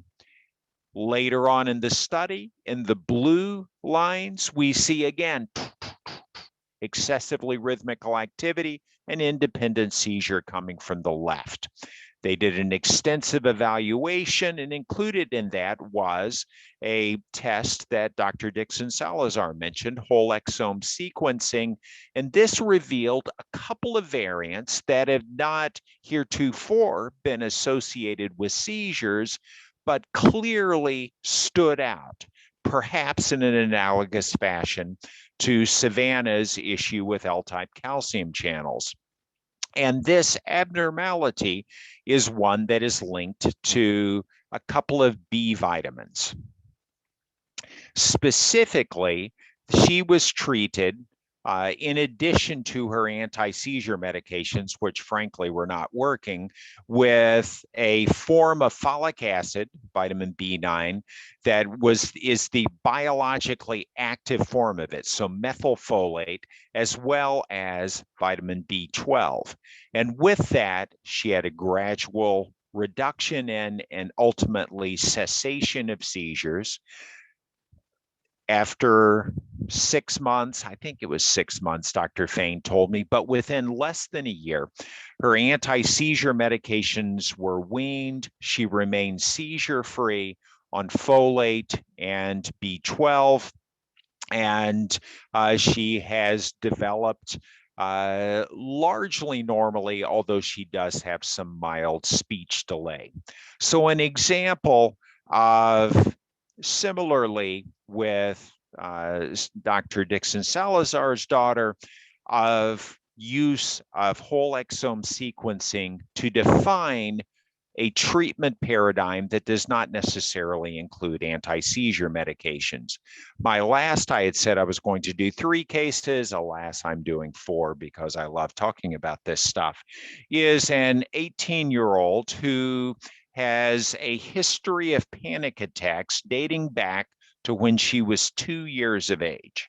Her mother recollects that she would suddenly get this look of just utter fear and anxiety on her face and start running. Her eyes would be wide open, her heart racing, and this would happen 10 times a day. She was started on a daily benzodiazepine for the treatment of these, and the events improved. In fact, they resolved for about 3 years. Alas, they recurred when she was 5 years of age. She was, over the ensuing 13 years, treated with numerous unrecalled, meaning her mother doesn't recollect every one of them, but a number of anti-anxiety medications, a number of antipsychotic medications. And although they might take the edge off these events, they were largely unhelpful. She had severe clusters in 2013, resulting in a psychiatric hospitalization, and another one in 2015. We ended up evaluating her not initially, but in 2016, June of that year, she was admitted to get medical clearance before she was admitted to another psychiatric institution. And an astute psychiatrist said, these are very stereotyped anxiety spells, and most 2-year-olds don't have panic attacks. Could these be seizures? And in fact, she was hooked up to EEG. That EEG monitoring can be invaluable in these rarest of epilepsy cases. And lo and behold, it turned out that all of these panic attacks were in fact frontal lobe seizures. They were arising from somewhere in the midline, so it wasn't 100% sure which frontal lobe and which side. So she was tried on various anti-seizure medications, and she would have what I would call a honeymoon effect. She would have an initial improvement, and then inexorably the seizures would return. We would try a new medication. Initial improvement, seizures returned. So after trials of 3 medications and at least 1 combination, it was clear she was medically refractory. She underwent a pre-surgical evaluation, which revealed the seizures were coming from her right frontal lobe. So we pursued intracranial monitoring with the electrodes focusing on that right frontal lobe, some on the left, and we recorded seizures. You can see that rhythmic activity coming in. Ultimately, we were able to localize the seizures toward the middle of that right frontal lobe, and instead of having a craniotomy, her whole side of her skull opened up and a surgeon go in, a small defect was made in the skull, a laser introduced, and you can see here on the right where that laser ablation occurred. And she is fortunately now seizure-free. And as you would expect, since the psychological events were of epileptic origin, free of those as well. So I will end with a quote from a British physicist, and that is, if the human brain were so simple that we could understand it, we would be so simple that we couldn't. Thankfully, the complexity of the brain is so great that we are not simple, and neither, therefore, is the task of understanding it. So, furthering or continuing on Dr. Salazar's insightful and inspiring talk of a moment ago, I would like to observe that having done epilepsy for the past 30 years, there are tools at our disposal on the genetic end, on the treatment end, that I didn't have available 5 years ago, and tools 5 years ago that we didn't have 5 years before that. So ultimately, this is a message of hope. And with that, I will turn this back over to Aisha. Thank you. Thank you, Dr. Burdett. That's definitely an uplifting and inspiring quote. Thank you for sharing that with us. That's a great segue to Dr. Warnke. I will turn it over to you. Please share your screen. Thank you so much. Can you see my screen? Not yet. Okay, good. Thank you so much for having me. So I'll talk a little bit about novel approaches to epilepsy surgery. A lot about these novel approaches actually pertain to rare epilepsies, and others to not so rare epilepsies, but epilepsies that were regarded as not amenable to surgery in the past. And actually the technology and the insights into neurobiology clearly make this possible now. So these are my disclosures. What I will start with these giants in the field while the pen. Dr. Warnke, sorry, we can't see your screen. Okay, let me see.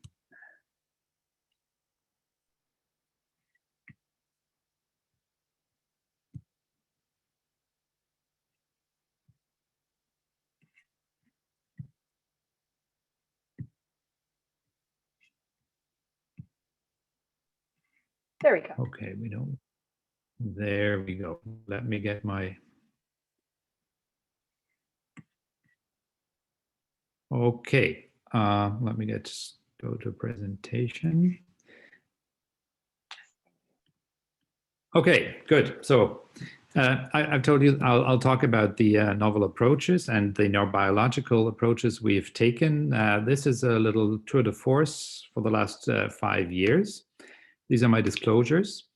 So we have these strong opinions in epilepsy surgery with Wilder Penfield, who actually defined this as a volume disease, basically pinning it down to this simple approach: the more you take out, the better it is. The opposite was in Paris, Jean Talleyrand, who said, no, it's always a focal disease and you just can't find the focus, but do as little as possible, find the focus, and that's it.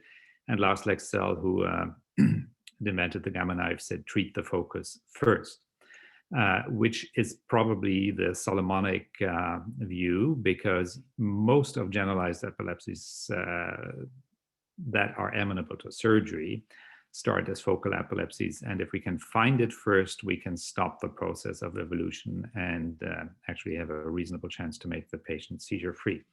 So I'll go relatively systematically through very focal epilepsy, surgical approaches we've developed in the last 5 years for this, and go to more generalized epilepsies. And it's in a systematic fashion. I'll show you the cases, I'll show you the data, and you'll see the images pre and post, and then you'll see underneath always the actual video. I'm mainly talking about laser ablations, but also about neuromodulation of the actual surgery whilst it takes place. So one of the things, and I completely agree with Dr. Burdett, is that surface EEG can be quite misleading, even if you use high resolution EEG like in this picture, who actually, this is actually the recording from, for those who know, great neuroscientist Wolf Singer from the Max Planck Institute, who posed for this picture. You cannot really say whether this is focal or not focal, with some exceptions, because you have a lot of volume conduction and seizure projection. So this is why we've moved, before we declare something definitely not treatable and generalized, to two things. Number one, stereo EEG, invented by Jean Talleyrand, whom I mentioned before.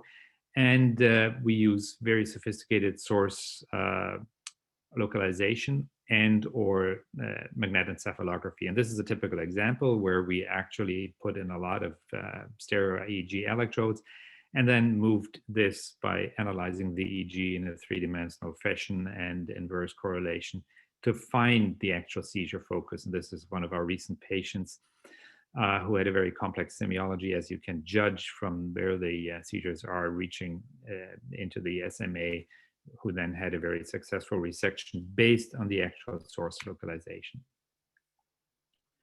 And this is very, very critical when you get into areas which are highly functional. And this is a classic case where you can see that there's an epileptic focus. It's a very small focal cortical dysplasia in the supplemental motor area. If you would perform surgery there, you almost inevitably would have a temporary, not a permanent deficit.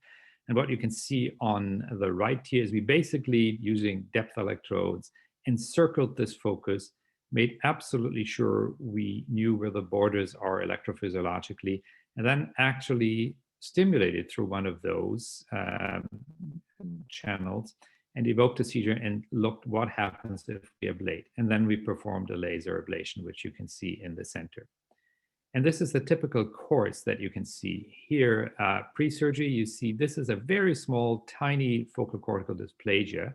This is the laser ablation, which always causes, because you open the blood-brain barrier, a little bit of edema. And 3 months later, you have a sharply delineated ablation zone, and the patient remains seizure-free. So this is a way where we would have been hesitant to perform aggressive surgery, which we now can. And this is our algorithm in all of these focal lesional epilepsies, focal cortical dysplasias, tuberous sclerosis, heterotopias. We totally rely on the SEEG. We actually, and I'll show you examples where the imaging can be quite misleading and you think you have an FCD, but it's something else. Do a serial stereotactic biopsy to get a definitive histological diagnosis, and also do genome analysis. We then mostly, unless the lesion is too large, use laser now instead of an open resection. We perform post laser ablation MRIs, and then we go back and do a surface EEG immediately and see what happens. Electrophysiologically, we do a 24 and 3 month follow-up MRI. And this is a classical example. You see the movie running underneath. This is a patient who had actually two heterotopias. One very small one in the right lateral ventricle, and then in the posterior horn, a larger, very ellipsoid one. And what we did is we did an ECG study, and the patient clearly seized from both of these heterotopias. And we ablated both with a laser. And you can see this is the upper one, the ablation. You see the temperature on the left always, and the actual ablation. This is the voxels that reach 70 degrees Celsius, where you get immediate cell death. And this is a cortical dysplasia. You can see the laser fiber going in here, and you see the result of the ablation. And again, this is the way it was done. All these surgeries are carried out in the MRI scanner, actually. And the beauty is you see what you're doing whilst you're doing it, because you scan every 7 seconds and see how the lesion evolves, so you can stop it. And actually, more importantly, you can put temperature markers on sensitive, important areas that you absolutely want to spare, and the laser automatically will stop once it reaches a critical temperature there. The other thing, particularly with focal cortical dysplasias, this is another one here, which has, as you can see, a little streak going down to the ventricle, which is called the transmental sign. And it's now quite well established. If you just treat the focal cortical dysplasia and leave this transmental sign alone, you're risking that the patient's not going to become seizure-free. So you have to be aggressive and precise. Put the laser fiber right down there. And you can see from the ablation on the right side here, the ablation went down all the way to the ventricle. So this is critical to bear in mind. This technology might look easy, but it has to be given a lot of attention and has to be used in a very precise fashion. And this is a case whilst we do biopsies, and this is actually a case again where the radiologist says, "Oh, this is again a frontal cortical dysplasia, quite clear." But the actual MR spectroscopy of this showed us a high choline peak, which is more indicative of a neoplastic lesion. And actually, we biopsied this patient as well, and it turned out it was not a cortical dysplasia, it was a ganglioglioma, which actually was more diffuse, and we performed an open resection, again, all the way down to the ventricle to prevent seizure spread from the epileptogenic zone created by the tumor. Another epilepsy that's quite interesting is the one created by cavernomas, where the pendulum is swinging. Cavernomas are benign vascular malformations. A lot of them, about 80 to 83%, are epileptogenic. And the old theory and party line was all you need to do is take out the cavernoma and the seizures will stop, so-called lesionectomy. That is all based on retrospective, not high quality data. And it turns out that, for example, in this patient here, where on the left, this patient had a resection already. You can see the section cavity, but still had seizures. And probably the surgeon stopped because what you see here in this color-coded greenish way, that is actually the optic radiation, the optic pathway that using a special MRI technique called DTI, we superimposed there. So if you leave a little bit of hemosiderin blood degradation products in the vicinity of these cavernomas, which they always have, you still can have seizures. And Bob Gross at Emory was the first one to show that actually you can very safely ablate these lesions with laser. And because of the precision of the laser, which is within a fraction of a millimeter, actually, if you look at the physiology, you can very safely do this close to eloquent structures. You've seen the ablation down here, the video. This is a post ablation, and we've actually spared the optic radiation. So this is what we do now. And interestingly, we have a huge national referral base for cavernomas and the optic radiation because we are the center of excellence for cavernomas at the University of Chicago, thanks to Dr. Awad. We always do our surgeries planned on DTI images of the optic radiation. Still, this can be tricky because you might have a cavernoma like here in the center, which is clearly in the primary visual cortex. So we've developed together with others actually an fMRI technique to map the visual cortex, which is topical to the retina. So different areas of your visual field can selectively be excited. And then we can assign different colors to that. And you can see the map where different areas of the visual field are. And luckily, this was not actually an active visual field, probably due to neuromodulation because the patient has this since birth. And this could then safely be ablated. And this is a pre and post outcome data showing a complete ablation of the cavernoma, and the patient is seizure-free. And this is another one, just to illustrate the point, showing you the surgery again in the optic radiation, actually just above it, that could safely be ablated using this technique. And this is why we can do this so precisely. This is actually one of the first cases we've ever done because you might know laser ablation was actually invented for a specific very rare epilepsy, gelastic epilepsy and hypothalamic hamartomas. And we used other techniques before, interstitial radiosurgery, etc.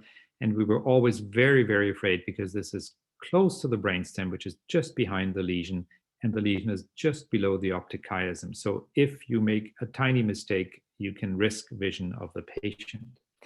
And this is the first patient we ablated, and you can see how deep this lesion is. And the next slide shows you the actual result. What you can see is we ablated very nicely, the yellow zone, and you don't have to ablate every single piece of the hypothalamic hematoma. You just need to disconnect it from the brain. The problem is that right next to it is this structure here, looks like a boomerang. That is the chiasm. This is the most sensitive structure, which is very sensitive to both heat and radiation. And you can see this is our ablation. The dark spot is the laser fiber. You can see we basically encroached right up to the chiasm. We could do this because we've done numerous physiological studies looking at the border, the dose, the steep temperature drop at the edge of every lesion. And we know that basically from a temperature that kills neurons and cells to no damage, we have a distance of 0.6 millimeters, which is basically a voxel in the MRI scan, one image point. And you can see you can very successfully in very critical areas close to the brainstem do these procedures now, which was unthinkable before. So that was the focal part. And now coming to LGS, actually, this is now, the rest of my talk is on generalized epilepsy, where we try to interrupt the epileptogenic networks or modulate the networks. This is not fundamentally new. The idea to just disrupt the network via a callosotomy, splitting the connection between the right and the left hemisphere via an open surgical approach. Our group actually published the first paper on doing this with a laser fiber, and actually 2 laser fibers. And what you can see is we introduced 2 laser fibers to disrupt the connection between the right and the left hemisphere. And in the middle, you see the diffusion image that shows the level of disconnection here. And this is the outcome. And one of our concerns was actually, because we did this predominantly in LGS patients, that we might not be able with these tiny laser fibers to ablate enough to have a good effect on the epilepsy. And that turned out to be wrong. As you can see from the diffusion images, we ablated more than 2/3 of the actual corpus callosum. This is pre, and this is post. This diffusion image. This means there is here, this part is completely disconnected. And what we also saw very quickly after the callosotomy, literally the next day, is this is a seizure sequence, this is a EEG, and this happens immediately after a callosotomy. So it is a very effective treatment, particularly for LGS. And then we actually, this is our first paper on the first 2 patients worldwide. You can see that the ablated versus the remnant part, we got a huge percentage of the corpus callosum ablated with these tiny laser fibers with a diameter of 1.6 millimeters, and sparing the patient the open craniotomy, the infection risk, etc. We now have long-term outcome data, and we've done 10 patients now. And you can see this is another way of looking at it. We looked at the whole corpus callosum length and the ablation and the estimated disconnection. And you can see that you can get between 60 to 80% of the corpus callosum disconnected. That's all nice and beautiful, but that's all technology. What does it mean for the patients? And this is from our most recent paper on the 10 patients where we have long-term outcome data, except for one more than 12 months. And we got a very significant seizure reduction in these patients. And maybe even more importantly, because that really impairs the quality of life, the drop attacks. We got a enormous reduction. Some of these patients, actually 6 of them, 100% complete abolishment of the drop attacks, which of course was very much welcomed by our patients. Another way to disrupt the network, for which we now have very good biological rationale, is what was mentioned before by Dr. Salazar, is the deep brain stimulation. For that, we have good prospective data, the SANTI trial, and the current nucleus is the anterior nucleus of the thalamus. And this is one of our patients here, where you see the electrodes positioned on the CT scan. This is not a trivial surgery. For those of us who do stereotactic surgery, we can target those. We have atlases. This is not the problem. The problem is right underneath, it's hardly visible here, is what's called the mammillothalamic tract, which connects the hypothalamus, which is very important for regulatory purposes, including body temperature, etc. And if your electrode goes too deep and you stimulate that tract, the patient will have a lot of side effects. But it can clearly be done if you know what you're doing and if you're precise. And all our procedures actually are done with intra-op MRI or CT. So this is the original trial showing the basis for this. And what you can see, this is the long-term outcome data. You get, with these graphs going down, you get a significant reduction of seizures. And more importantly, over the years, and this is a 5-year outcome study, the effect actually increases. So it gets better every year. And whilst this was a clear experience already from the original data from the Velasco group in Mexico City, this paper from Brain shows exactly why this works. What they did in this group is they implanted the patients in the anterior nucleus of the thalamus, but also put depth electrodes in other parts of the brain. And then they looked what happened to the EEG in all these different areas of stimulation and on. And not much, except for exactly in the anterior nucleus of thalamus. If you stimulate there, the EEG gets silenced very nicely as a totally different pattern. More importantly, going to the network, showing how widespread the silencing is, they did resting state MRI and got this. What this shows is actually the connectivity of different areas of the brain, particularly the so-called default network that we've heard about before. And you can see that the connectivity is off and on, always goes down as soon as you turn the deep brain stimulator on, goes back and then down. So you get this clear pattern of connectivity density, which is reduced by the deep brain stimulation. Another way we've heard about this, which we're doing right now, is the RNS, which has the advantage that you're not continuously stimulating the brain, although we know that has a neuroplastic effect, knowing that over 5 years, the patients get better and better, but we're only stimulating when we can record seizures. And we prefer the central median nucleus because we did experimental studies and have recorded from this that even a patient with temporal lobe epilepsy has epileptogenic spikes and spikes spreading into the central median nucleus. And this system only stimulates when spikes are detected. Of course, technology is changing by the week. So the DBS system now also has this, a responsive stimulation, and we can also record from the areas in the thalamus as well. And we have currently a study ongoing, recording and stimulating from both the anterior nucleus of the thalamus and the central median nucleus. And both is very interesting and promising because this is going to be really physiologically based network modulation in individual patients. Another thing is that we went back to our temporal mesial epilepsy, and this also pertains to the network hypothesis, where if you look at the surgical literature, you can either follow the Penfield idea, the more you take out, the better it is, or you can follow the idea of Talleyrand, find the right focus and be precise.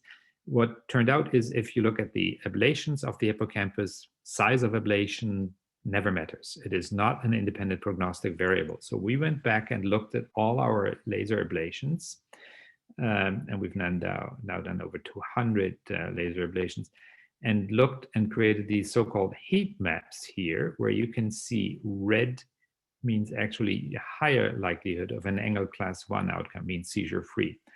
And what actually determines in this huge group of ablations whether the patient's becoming seizure-free or not. And it's actually if you ablate what's called the entorhinal cortex, which is one most important thing in the parahippocampal gyrus. That's the outflow of the hippocampus. So if you don't get the whole hippocampus, that doesn't matter. You need to get the outflow that the seizures cannot spread anymore. And I'm coming to the end. This is taking it a little bit to the extreme using laser ablation. What we've done now in patients that have perinatal strokes and develop catastrophic epilepsy, the standard of care is a functional hemispherectomy, where you really completely disconnect the cortex on one side of the brain to stop the seizures. And now with our imaging of fiber tracts, we decided after the first patient was done worldwide at Boston Children's, we've done the second patient now, where we did not do any craniotomy, no open surgery, but implanted 5 laser fibers according to the tracts. And you can see these little orange dots here. This is the corticospinal tract, which is actually the motor fibers, which are targeted by this one laser fiber. And so just using these 5 fibers over a long distance, we could disconnect the whole hemisphere. And this patient was done 3 months ago. This is actually the actual surgery, and is completely seizure-free without any open brain surgery, just using laser fibers. We've seen that before. So this is the posterior splenium disconnection. So in summary, I've talked about this, but we want SEEG before we actually declare somebody as non-focal. We would always love to have tissue to look at molecular biology, but also to get a definitive diagnosis. And we use a lot of post-op surface EEG to look at the immediate results to look for independent prognostic variables. So this is our team, as you can see, in Chicago, a comprehensive epilepsy center, which means our pediatric epileptologists, the adult epileptologists, we are one group, one center. And as I'm board certified in pediatric neurosurgery and in adult, that comes in quite handy.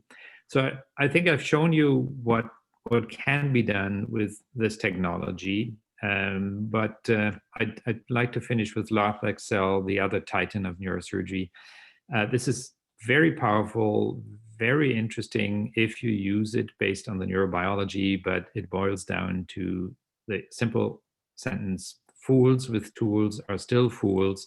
So you need to be careful and make absolutely sure you have a good basis and a good hypothesis before you do anything to any patient's brain.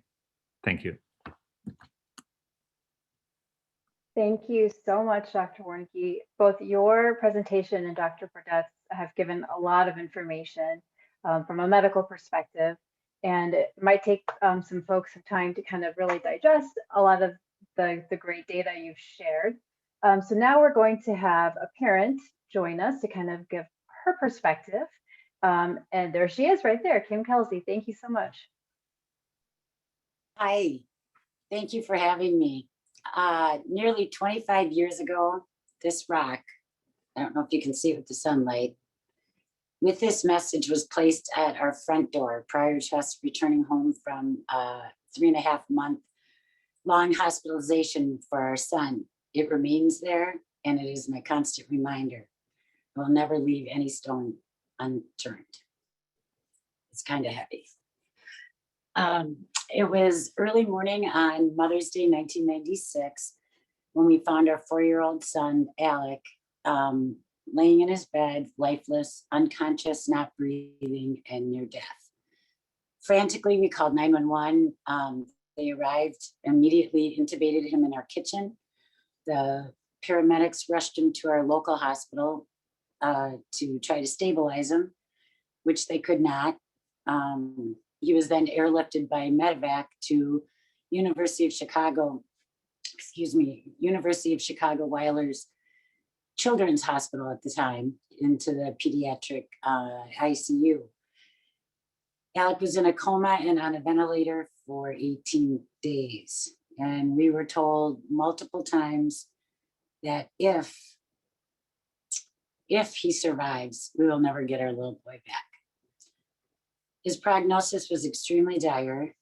We were given multiple EEG results every day. We would hear no significant brain activity, some brain activity, a bit more activity today, but not as much as yesterday. It was just a roller coaster.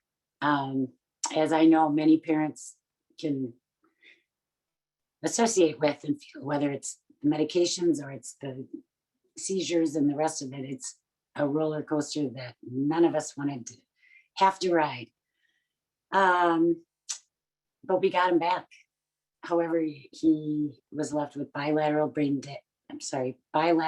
damage, cognitive challenges, permanent compromised lung function from aspirated pneumonia, neuropathy, and of course, why we're all here, epilepsy. Much later in our journey, we found out that his primary diagnosis was unspecified encephalitis with intractable or refractory epilepsy and at highest risk for SUDEP. Alec had defied all the odds, and I'm sorry, I'm kind of reading this, kind of trying not to, but it's hard because I don't want to miss any details. He defied all the odds that the physicians told us that he was up against. He literally had to relearn how to walk, talk, eat, swallow, breathe, everything. And following one of the many MRIs during the first month that we were in the hospital, a cyst was detected in his pineal gland of his brain. And now we were looking at brain surgery, unrelated to epilepsy and his seizures. Thankfully, a pediatric neurosurgeon was transferring to University of Chicago, Dr. Warnock's hospital, Dr. David Frim. And on his very first day, August 12th, 1996, Alec was Dr. Frim's very first patient at that hospital. And he successfully resected the cyst, and it was benign. So that was great news. But we still have the challenge of seizures and epilepsy. So it will be 25 years ago this Sunday on Mother's Day when our family began our epilepsy journey. I vividly remember sitting with my husband and a neurology nurse in a tiny conference room with 3 chairs. We were all squished together. We were going to be discharged after 3.5 months in the hospital. So she's going through meds, testing that we need to set up, physical, occupational therapies, etc. When she said to us, I will never forget this, epilepsy is really complicated and it's really tricky to treat. Sometimes something that works for one patient doesn't work for another. And sometimes it can take up to 2 years for the right combination and reach therapeutic levels. And all I remember is this voice in my head screaming, 2 years? It just seemed like eternity. And I thought, okay, here we go. Alec has come this far. We got him back. We're not stopping now. So we went from mom and dad to advocate, neurologist, pharmacist, lab tech, seizure specialist, physical and occupational therapist, and of course, staying true to leaving no stone unturned, research analyst.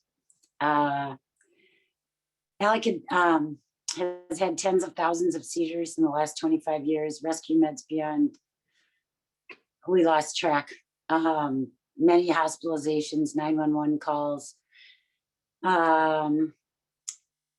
Anyway, he has also tried and failed 24 plus anticonvulsants and drug combinations. One time we drove straight, people say, how far would you go? How far do you go to help your child, to help your loved one? And these are just a few examples of some of the typical things that we as parents try, and then some where you just go, why not? So we drove straight through to Michigan. I can't remember how many hours it was, but straight through to have a PET scan 20 some years ago when it was kind of newish, to have a renowned PET scan specialist read it and review it. We explored the VNS. However, for Alec, it didn't show enough promise for better seizure control in his case. We went through all surgical, the pre-surgical testing, the WADA test, everything to see if he would possibly be a surgical candidate, which at that time he wasn't. But honestly, after listening to the previous 2 doctors, with all of these lasers and not open surgeries, I have more research to do after listening to them. We also, if you could be a surgical candidate, we were all in. We looked into the ketogenic diet with a dietitian. And again, we were told that if it had any effect, it would be very minimal. And here's I call it Crazy Kim. A friend of ours told us about a healer that she knew that had helped so many people in his lifetime. So he lived in Canada. We live in Minnesota. We decided to drive straight through to Canada, 24-hour trip, in and out. Turns out we met a very nice man who wanted to help, but Alec wasn't healed. We were hopeful, but realistic. And then it was midnight in August of 2013, and I was flipping through channels. Came across a documentary by Dr. Sanjay Gupta called Weed Wall. On the screen at that very moment, there was a young girl seizing and seizing and seizing, and my heart ached. My tears flowed like a waterfall, the helplessness, fear that we all feel for our loved ones as they seize, as minutes feel like hours, etc. As the documentary continued, I had this overwhelming feeling of hope that we all get, and we feel it. Sometimes it's quick, sometimes it stays with us. This was overwhelming. So I put on my researching hat and I dug in. And for 16 hours straight, from 16 hours straight until 4 p.m. the next day, our exploration into medical cannabis had begun. Unlike any other option that we had been presented, medical cannabis offered some life-changing upsides with virtually no downsides. And it was a plant derivative with no real negative side effects. So not trying it was not an option. However, it was illegal in Minnesota, and there was nowhere to get CBD oil that was regulated or tested unless we traveled to another state, which is illegal, and I would never risk that. So upon learning of the potential benefits of people with epilepsy, my hope grew and grew. I connected with leading scientists and advocates nationally to educate myself and find other caregivers in Minnesota to prepare to hit this head on. And we headed to the state legislature. We gathered as many passionate advocates, potential patients, hopeful moms and dads, families, met with countless representatives, senators, physicians, and pretty much anyone who would listen to our personal stories and our plea for a chance, because it might, just might, help one of our kids, help one of us, help one of our loved ones. So we attended every single hearing, press conference, testified countless times until finally and thankfully the bill passed. And I have to say, the crazy thing is, today was 7 years ago today that it passed in Minnesota. Right today. And then on July 1st at 12:01 a.m., our son Alec became the very first patient in Minnesota to receive this life-changing CBD medical cannabis oil. And medical cannabis has made an incredible impact on Alec's quality of life. He is so much more present, brighter eyes. I call them bright eyes anyway, but brighter eyes, greater level of awareness, tracking, more engaging, increased speed of his processing has drastically improved. He takes the medical cannabis CBD oil in addition to the 5 anticonvulsive meds that he's on. We know that he's not going to be the patient that can go off all his meds, and this is, the silver bullet. But the enhancement that it has given has been so significant. So the addition of his regulated and tested CBD oil has had 0 negative side effects and has really been a saving grace. It's not a cure. We had no idea if it would help at all. In fact, several people that we fought for it at the state capitol and the rest of it, and, new patients that have come into it. Some it helps. It has, healing properties, but there are patients that, don't have any real impact, which is really hard. But with Alec, it has enhanced his quality of life. We have documented a measurable reduction in the number and frequency and severity of his seizures. Yes, Alec's seizures are still life-threatening. Yes, we are still at his side 24/7 for 25 years. But we believe his brain is healing, or it's helping it give it a rest on top of his other seizure meds. I guess the best way to say it is, we found hope in a bottle in addition to everything else. We won't stop, searching for something, as the other two doctors spoke about. And Alec will turn 30 years old this month. And 25 years ago, all odds were against it. He's always lived for and loved to play sports, and I'm proud and happy to share that over the past 20 years, Alec has been and continues to be a 7-sport athlete in the Special Olympics delegation that we started for him and 150 of his friends. So the hope of the mom is all I have, and I'll never, ever, ever leave any stone unturned. And we all have a story, and I just thank you so much for allowing us to share ours. Thank you, Kim. What a heartfelt story, and congratulations to all of your success. Thanks for taking the time. And Thank so exciting that he's a 7-sport athlete. That's really incredible. That's really incredible. Give him a high five from all of us. That's really I wonderful. will. So now I know there are some questions in the queue, but we are just wanting to keep mindful of everyone's time. So we will answer those tomorrow in the open forum. Again, for anyone who's joined in, my name is Aisha Akhtar. I'm the Director of Education of EF Greater Chicago. And what better way to end tonight on a very positive, uplifting note? Our next session is entitled The Pipeline, New and Emerging Therapies for Rare Epilepsies. And as soon as I personally hear the word pipeline, there is one person that comes to mind, and that is Dr. French. She is one of my intellectual heroes. I don't even know if she knows this or not, but she is. And she is the Chief Medical and Innovation Officer at the Epilepsy Foundation and an epileptologist at NYU Langone Health.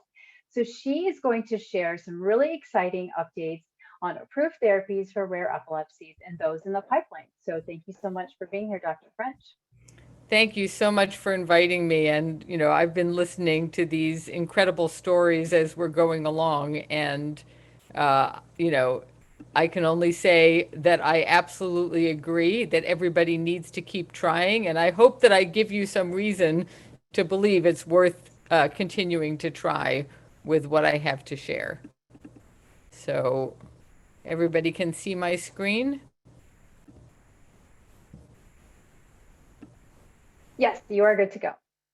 Okay, great. So these are my disclosures.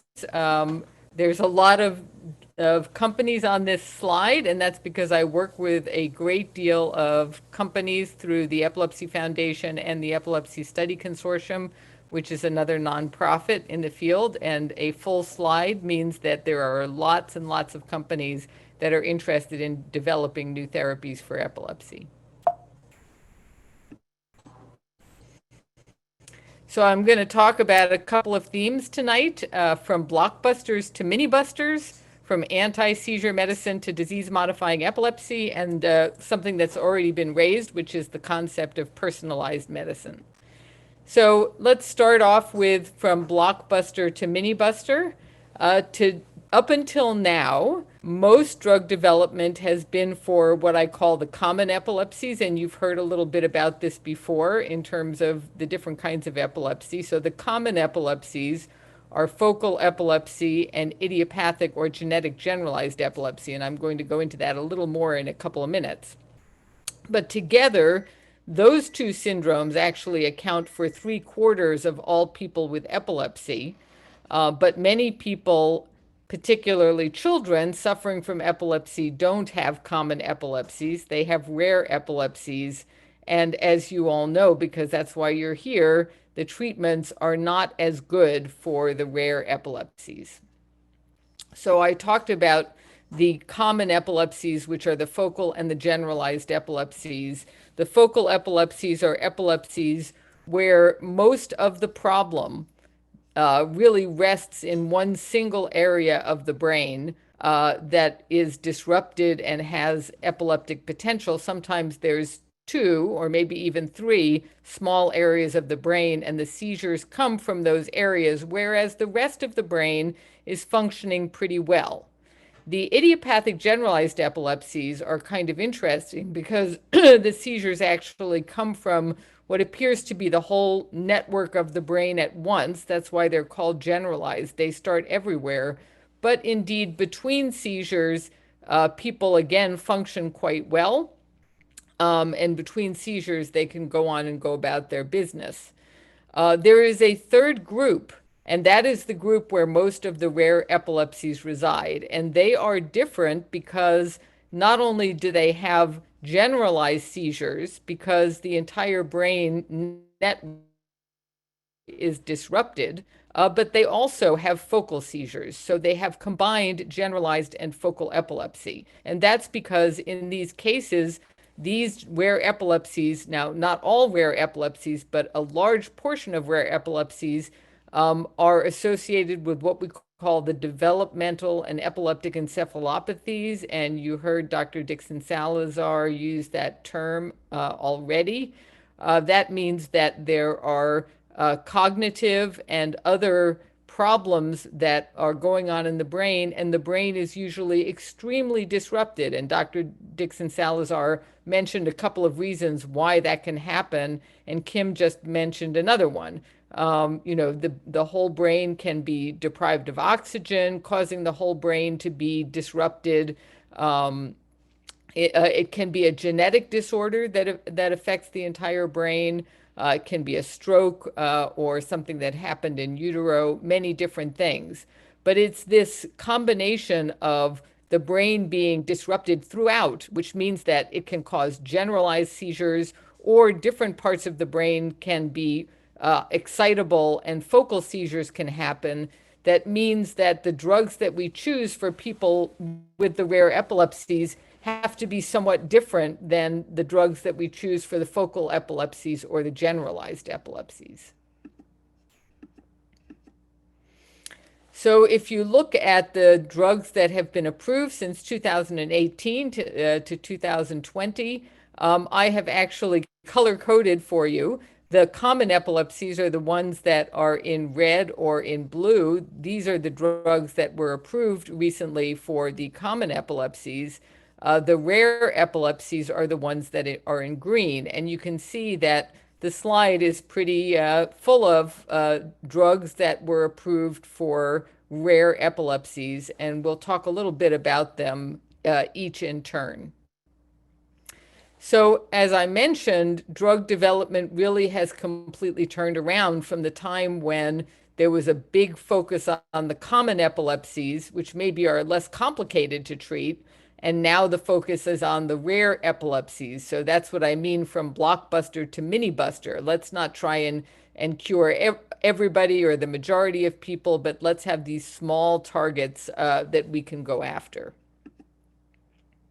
So orphan indications and orphan diseases are the same as rare diseases. The definition of an orphan disease is one for which there are less than 200,000 cases in the United States. They are the new brass ring, so to speak, for companies to go after. And the idea of treating orphan epilepsies has brought many new companies into the epilepsy space, and that actually includes some biotechs and small pharma and startups, as opposed to in the old days when it was the very large pharmaceutical companies like the Pfizers and the Glaxo Wellcomes. We all know Pfizer now because of COVID. That were going after epilepsy. So why, in fact, are the pharmaceutical companies now suddenly so interested in the rare epilepsies? Well, for one, as you heard, there's more chance that the underlying cause for the seizures is known, and we'll talk a little bit more about that later as well. The marketplace was not crowded. Now it's getting a little more crowded as people are coming up, as you will see, as people are coming up with more potential treatments for certain rare diseases. I am excited to say, and you've heard a lot about this as well, that there are patient and parent groups that are very energized and excited to help and motivate and speed development. In addition, rare and orphan diseases get special benefits from regulators, specifically the Food and Drug Administration, that are intended to motivate drug development, because there is a feeling that if these special benefits were not available, perhaps there wouldn't be incentive for companies to go after these rare diseases. And unfortunately, the last part, many of you probably have also experienced, and that is the justification that if there are only a small number of patients with the disease and there was a large cost to the development, then the drugs can thereby command a premium price, and some of the drugs may cost up to $200,000 a year, down to about $30,000 a year for the quote unquote cheaper ones, which obviously are not so cheap. So the fact that these drugs are very expensive is something that is unfortunate, and we have to keep in mind. So an example of a rare disease that has drawn a lot of attention from people who are developing new therapies is Dravet syndrome. So in 1978, one of my heroes, Dr. Charlotte Dravet, noticed that some children with epilepsy had a similar age of onset of seizures, about the first year of life, that their seizures seemed to be not like the other children. They were quite stereotyped, and they were hemiclonic convulsions, meaning that the children would seize on one side of their body and not the other, whereas most children seize on both sides. The seizures were more likely to be precipitated by fever, and they were more likely to be prolonged, and the prognosis for these children were poor, and eventually they ended up with developmental delay and very bad seizures, and they also had a high risk of death from sudden unexplained death. She looked at all of these, and of course people had been looking at these children for 100 years, but nobody had noticed that there was these similarities. And she was the one that identified it and said, I think that this is a syndrome. So we now call it Dravet syndrome after Dr. Charlotte Dravet. And 40 years later, amazingly, it was discovered that Dravet syndrome was actually caused by a single gene mutation in the SCN1A gene. And so what she clinically discovered actually was a group of children with a genetic mutation. And now that we know that that mutation exists, that allows us to create genetic animal models that then can be used in the laboratory to test drugs and to find new therapies. And that's one of the reasons why Dravet syndrome has gotten so much emphasis in regards to new therapies. So if you look at the drugs that were recently approved for orphan syndromes, and we've already heard a little bit about cannabidiol, which is one of the medical marijuanas from Kim, that has been turned into a therapy called Epidiolex. It has been approved initially for Dravet syndrome, and also Lennox-Gastaut syndrome, which we heard about from Dr. Dixon Salazar, and finally seizures associated with tuberous sclerosis. Fenfluramine has been approved for Dravet syndrome. Afinitor has been approved for tuberous sclerosis. And then there are some new therapies that are approved for what many of the rare epilepsies have in common, which is cluster seizures. And we already heard about that, and trips to the emergency room. So it's really good that there's new therapies in that area. And then finally, diacomit or stiripentol, again for Dravet syndrome. So you see Dravet for 3 of the 4 new drugs that are not rescue therapies. And I'm going to just talk a minute about each of these new therapies that currently is on the market. And we're going to start with talking about Epidiolex. And I think Kim, sort of set the stage for this because I'm going to talk about probably the little girl that she saw that was on the television screen.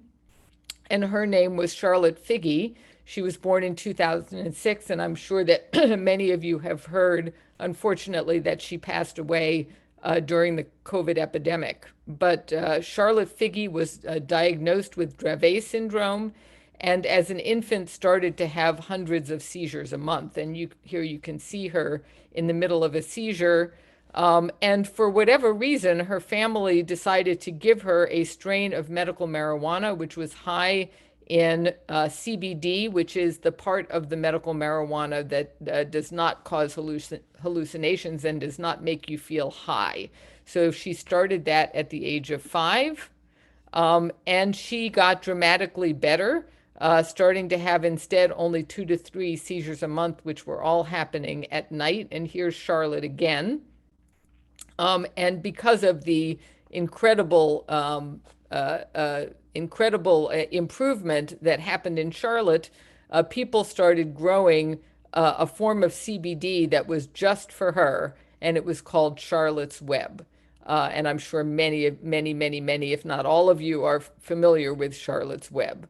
That caught the eye of a company in England that had already been growing marijuana for the purposes of turning it into an actual pharmaceutical drug, and that was Greenwich Pharmaceuticals.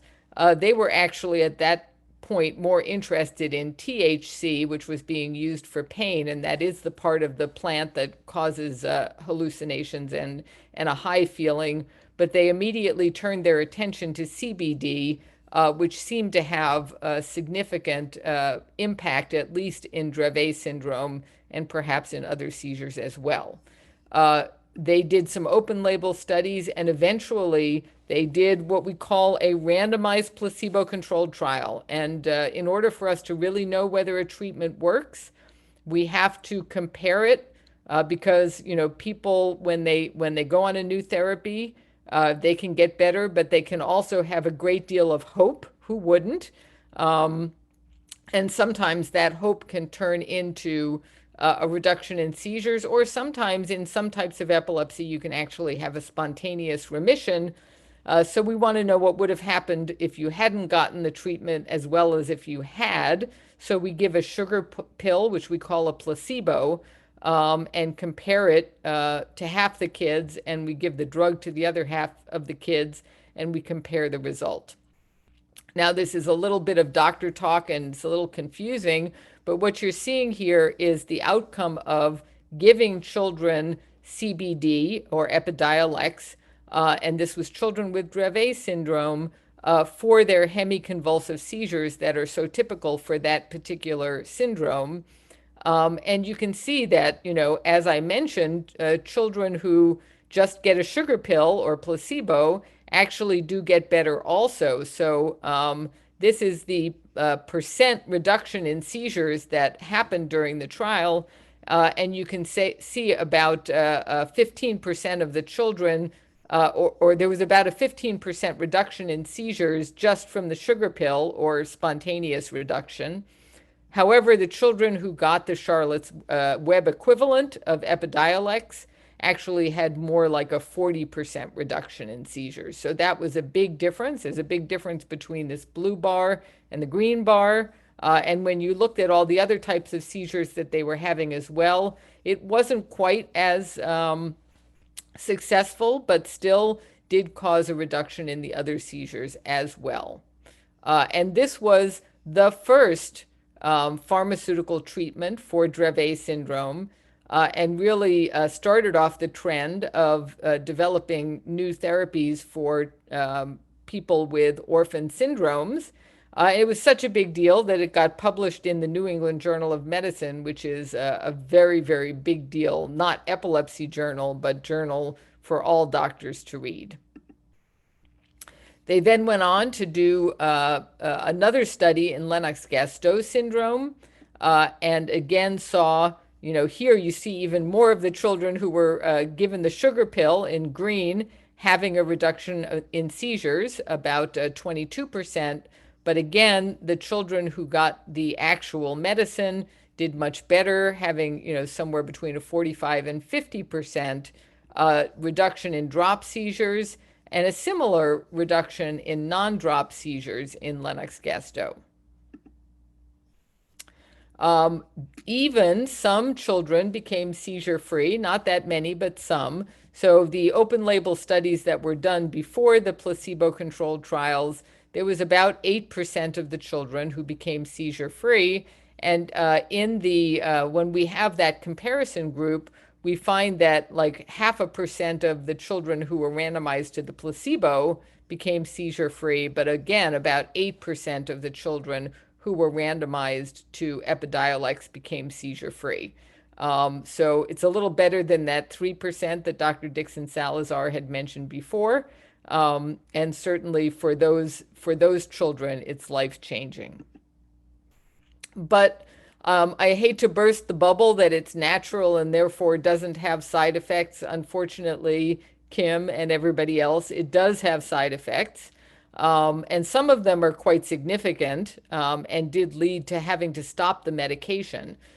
This was not as well known in the beginning when mothers were giving their children CBD as Charlotte's Web as it is known now. But if you look at the difference between the children who were taking the placebo or sugar pill, which is really how you can know that it's related to the drug, and the likelihood of those same things happening for the children who were taking CBD or Epidiolex, you can see that, you know, let's say, you know, 8 to 10% of the kids on placebo were having sleepiness and diarrhea and decreased appetite and vomiting. But these things were much, much more common in the children who were taking the Epidiolex. And even some of the children had abnormalities in their liver function tests, and they had to be taken off the drug. This was particularly true when the drug was given with valproic acid or Depakote, and we know to be very, very careful when that combination of drugs is used. Another thing that happened is that and I'll talk a little bit about this, when Epidiolex or CBD is given with clobazam, which is the trade name is Onfi, which is a benzodiazepine, the kids could get very, very, very sleepy. And sometimes they got so sleepy that they aspirated and ended up in the hospital. So that is another combination that we have to be very, very careful with. However, there's a yin and a yang in regards to clobazam. So clobazam is a medicine that's commonly used in these children with developmental and epileptic encephalopathy, combined focal and generalized seizures, because it treats both focal and generalized seizures very well. So actually, a lot of the children who were in these studies were on clobazam.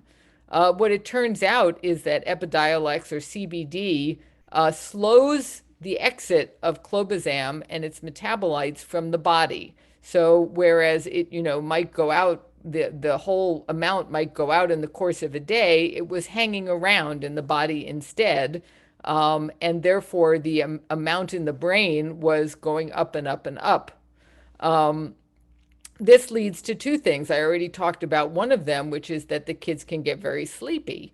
But on the other hand, that combination of increase in the clobazam and, you know, boosted by the Epidiolex actually was very important in getting the seizures to go down too.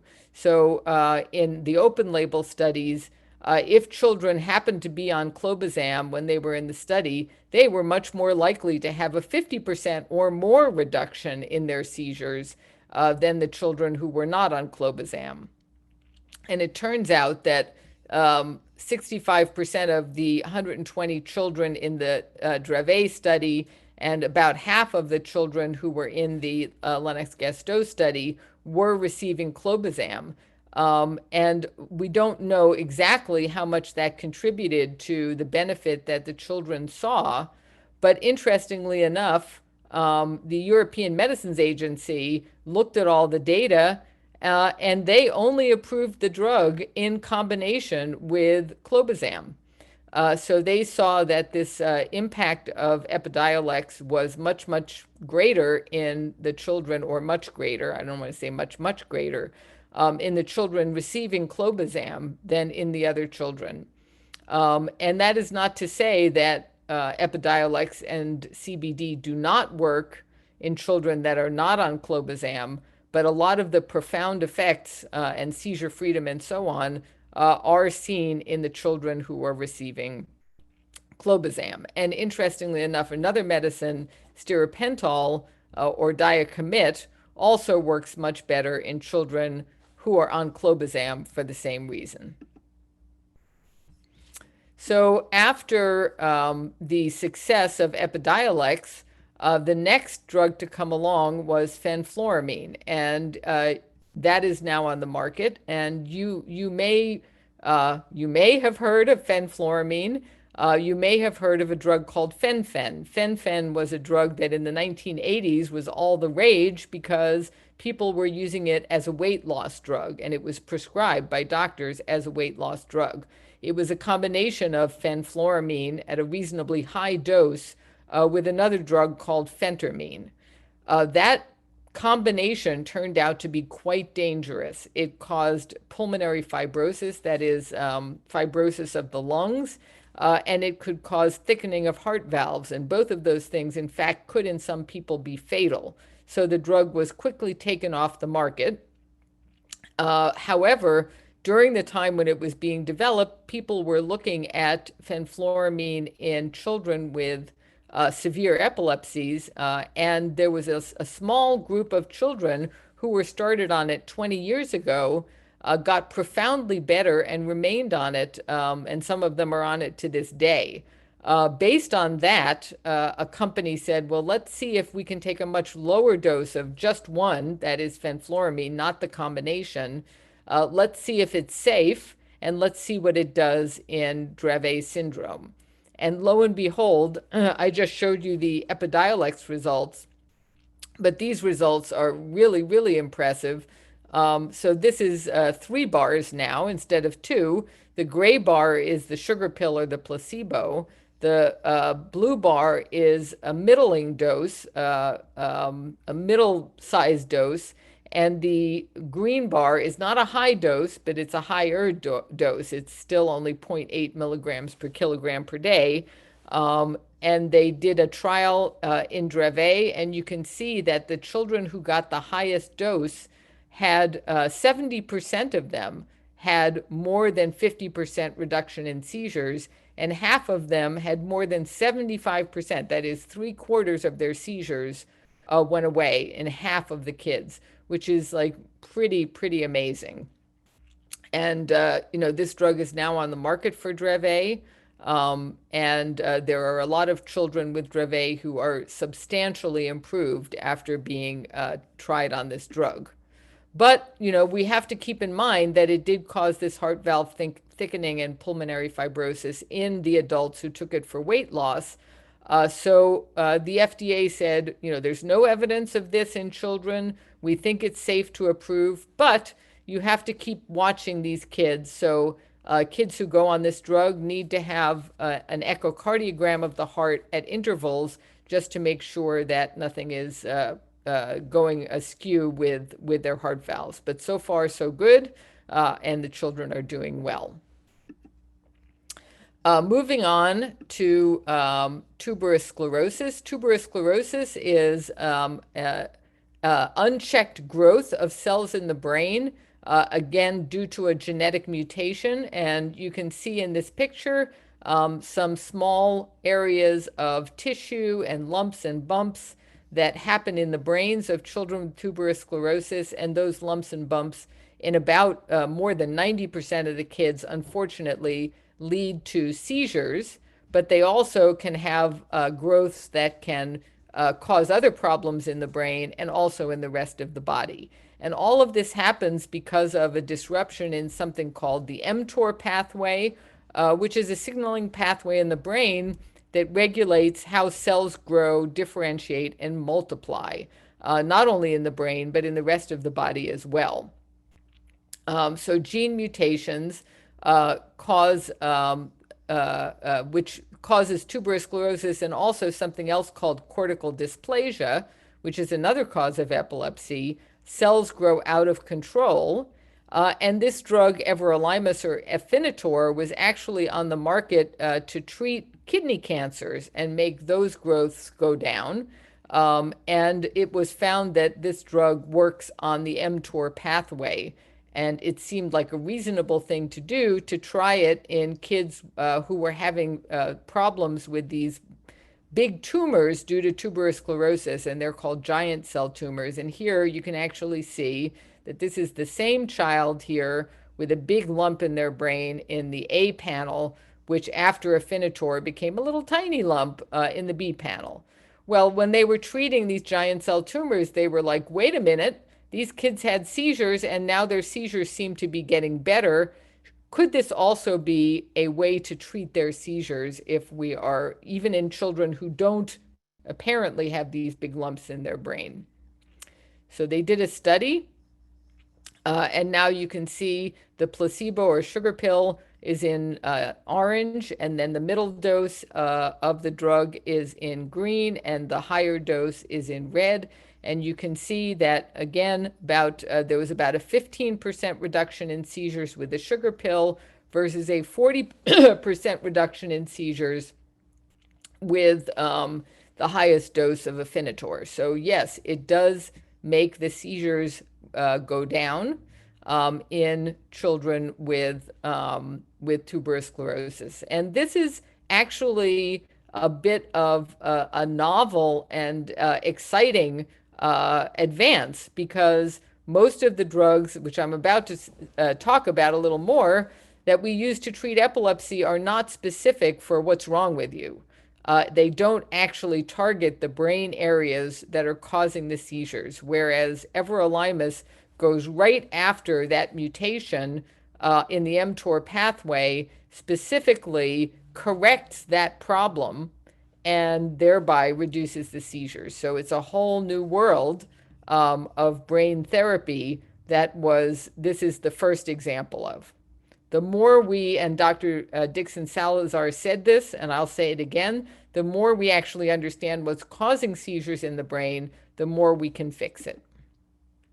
Again, this drug does have side effects. One thing is that it knocks down the immune system a little bit. So you have to look out for infections. And also it can cause some rather uncomfortable sores in the mouth, stomatitis. They can be treated and kids can stay on the drug, but it can be uncomfortable. And the nice thing about Afinitor is that it doesn't only treat the seizures, it treats some of the other problems that happen because of this gene mutation. So these individuals can get small little tiny bumps on their face, and you can see this young lady with little tiny bumps on her cheeks, which are facial adenofibromas. They can get kidney tumors, they can get the giant cell astrocytomas. So the fact that you can take this drug and not only treat your seizures, but treat the other things that are going wrong, this is what we want in other treatments for epilepsy. And just to say a few words about rescue therapies, because I think that they are super important, and I hope everybody who's on this call has a rescue therapy at hand. So what is a rescue therapy? It's a treatment that's not given every day, but can be used to stop a cluster of seizures or treat when the risk of a seizure is higher than usual. And you use it as needed to stop seizures that are different or longer than the usual seizures that happen, or seizures that are happening in different pattern. And it's a very important tool that we use to reduce the need for an ambulance, which is even worse in COVID times, of course, emergency room or hospitalization. And you can think of it kind of like an EpiPen for seizures. And we have several, it used to be that we only had rectal formulations, rectal diazepam or Diastat, and now just in the last couple of years, that has been joined by a number of much easier to use therapies, a nasal midazolam called Nasolam, a nasal diazepam called Valtoco, and something that you can just tuck under the cheek, a buccal clobazam called Sympazam. And I just have to talk about another exciting new therapy that's in the works, which is inhaled alprazolam. And the reason that that is exciting is because it gets inhaled. It's a device that you can see here. And if you put an individual having a seizure in front of that device and they just breathe in a normal breath, it activates the inside of the device, it heats up and makes a gas that then is inhaled by that individual. And the lung is an enormous amount of space to absorb a drug. So instead of taking 10 minutes, as the other rescue medicines can take before the seizures stop, and those 10 minutes, if you're a parent, I don't have to tell you guys, is the longest 10 minutes of your life, this may actually work in as little as 30 seconds. So that's very exciting. That's in development, and there are trials that are going on right now for inhaled alprazolam. So I've taken you through the drugs that are now available, but there are many more drugs in the pipeline for many orphan syndromes. So for Lennox-Gastaut syndrome, we have soticlestat that actually works on cholesterol in the brain. Fenfluramine, which you saw was approved for Dravet, is also in development for Lennox-Gastaut syndrome. They already did a study which was successful. And there's another drug, charisbamate, that's also in development for Lennox-Gastaut. Dravet syndrome, soticlestat, which I already mentioned, and then two drugs I'm going to talk a little more about, STK-001 and ETX-101, both of which are gene modulators. So again, going after genes. There are drugs for Lafora body disease, which is a terrible and progressive myoclonic epilepsy. Another drug that works even better, perhaps, on the mTOR pathway for tuberous sclerosis. There are two drugs that are for a very rare epilepsy called SN8A encephalopathy, which is due to a mutation in the SCN8A gene. There is a drug ganaxolone that is in development for CDKL5. There is a drug in development for Rett syndrome, and a drug for KCNQ2 encephalopathy. So many, many, many rare syndromes are getting a lot of love. So I already sort of raised this concept from anti-seizure to anti-epilepsy drug, but I want to delve into it a little more because I think that it's super important and it follows up on some themes you've already heard. The International League Against Epilepsy, which is our sort of international parent organization for doctors, is considering very strongly changing the name of what you've often heard talked about as an anti-epileptic drug, AED, anti-epileptic drug. And the reason is that most medicines are not actually anti-epileptic. They are anti-seizure medicines. That is, they don't treat what's causing the epilepsy. They just treat the seizures. So the example here is if this poor little guy has pneumonia, then you could give him an antibiotic and treat his pneumonia, or you could give him a cough medicine and he wouldn't have his cough anymore, but he would still have his pneumonia. And all of you know very well that the medicines that we give are treating the seizures like treating the cough, but you still got the epilepsy. And if you stop the drugs, the seizures are going to come back. So to repeat, the drugs now available, again, with maybe the exception of Afinitor, are actually anti-seizure drugs. They don't act to stop the cause of the seizures or work to prevent future seizures. But as we gain a better understanding, as we did with tuberous sclerosis, of what causes seizures, and you heard from Dr. Dixon Salazar that 50% of the time we don't know what causes them, but we're working on that, we might be able to treat the root cause. And that could lead to disease-modifying treatments, so you're treating the pneumonia instead of treating the cough, which is very unsatisfying for all of us. Now, I've had this cartoon for a very long time because I wanted to remember to talk about what about everyone else. I've talked about, all these different rare diseases that are due to gene mutations or other things. You've heard over the course of the evening about named rare diseases, but not everybody has a named rare disease who has an epileptic encephalopathy. And this doctor is telling this man, unfortunately, there's no cure. There's not even a race for a cure. And so if we don't know what you have, how can you join an organization of other people who have that same thing?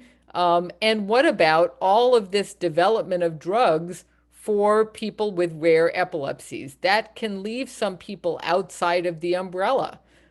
People who have no drugs being developed for them, who do have developmental and epileptic encephalopathy because they don't have a name to their syndrome. So we need to work harder to get everyone under the umbrella, because anti-seizure medicines that, maybe we don't know what caused your epilepsy, but an anti-seizure medicine that treats the symptom can still work and sometimes can work extremely well. And in fact, there is a lot of work going on making better and better and more effective anti-seizure medicines. So the Epilepsy Foundation actually just had a large meeting with a bunch of other constituents with the FDA to discuss whether we can do trials in people who have developmental and epileptic encephalopathy with combined focal and generalized epilepsy who don't have a syndromic diagnosis. So I just wanted to raise that for you guys. So now I'm going to talk a little bit about personalized medicine. So all of you have had this frustration, and I've heard that in all the people who have spoken tonight. You go into the doctor and they pick a drug, right? They say, well, try this one. I don't know whether it's going to work. If this one doesn't work, maybe the next one will. If that doesn't work, maybe the next one will. Because when they look at you, they, whether you're, tall, short, fat, thin, whatever age you are, in regards to drug response, you kind of look like this. Whereas what we want you to do is look like this. We want you to be lit up with all different kinds of characteristics that say, this is the drug for you. I'm not just going to try any old drug. So I gave the example of, you've got tuberous sclerosis. Let's give you Afinitor, because that works in tuberous sclerosis. It works on the mTOR pathway. Maybe you have a gene defect. I know a drug for that. Maybe you have another type of epilepsy, but it seems that the drug lamotrigine works best in that type of epilepsy. That is personalized medicine. Choosing the next best therapy should be more than just an educated guess. So it's also known as individualized medicine, or you've already heard the term tonight of precision medicine. And really it boils down to, rather than picking the same first choice for everyone, use all the data you have to select the optimal choice for each person. And it's not the same for everyone, it's different for everyone. So this comes down a lot to genetics, but it's not all about genetics. So we do pick drugs based on other things we know about you, your age, your sex, your weight, your comorbidities, but genetics helps a lot. Genetics helps a lot. So let's talk a little bit about genetics. You've heard the word mutation multiple times. So some epilepsies are caused by genes that have errors or mutations, and I already talked about Dravet syndrome. So normal genes, many of them are meant to produce proteins that then act as building blocks in the brain.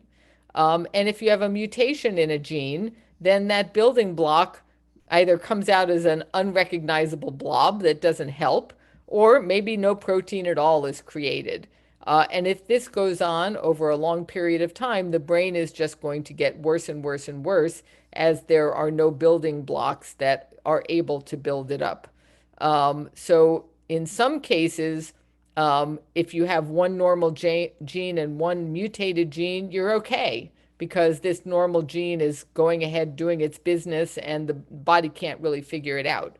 But unfortunately, in other cases, and this is called a haploinsufficiency disorder, you really need 2 times the protein here. You're only getting 1 times the protein, and that is causing the problem. So that is true in Dravet syndrome, for example, where you have a normal gene, you have a mutated gene, and that is enough to cause a very severe problem in the brain.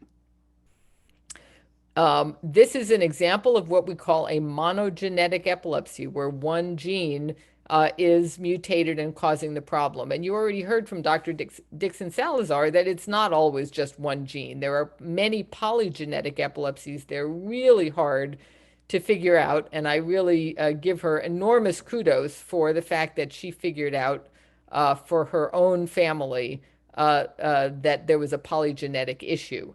But it's much easier when there is a monogenetic cause of epilepsy, a single gene, that's the problem. And you can see that in the early 2000s, we knew about some channelopathies. SCN1A is here that causes Dravet. But now with next generation sequencing, we are just skyrocketing in the number of genes that we know about that can cause epilepsy, and they're just coming 1 a week practically. So when we're talking about precision medicine, there are tiers of precision medicine, and I took this from an article that's in Press. The first one is, are there drugs that we know that there's a recognized response to that drug in certain syndromes?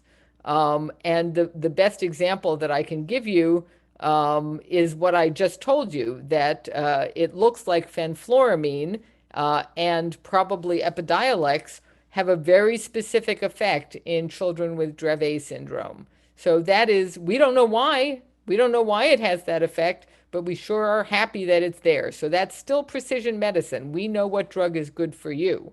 The second level is that we know that there's, well, actually, that's the second level. The first level is a little below that. It's just our anti-seizure drugs working better in a syndrome. The second level is we know it's a genetic syndrome, and we know that a drug works in that genetic syndrome. The third level, which we already talked about, is we know the dysfunction of the gene, and we know a treatment that actually targets the dysfunction in that gene. The fourth level is the one that we are about to embark on, and that is that we are actually trying to fix the problem in the brain that is caused by that mutated gene, or we're actually replacing the gene in the brain.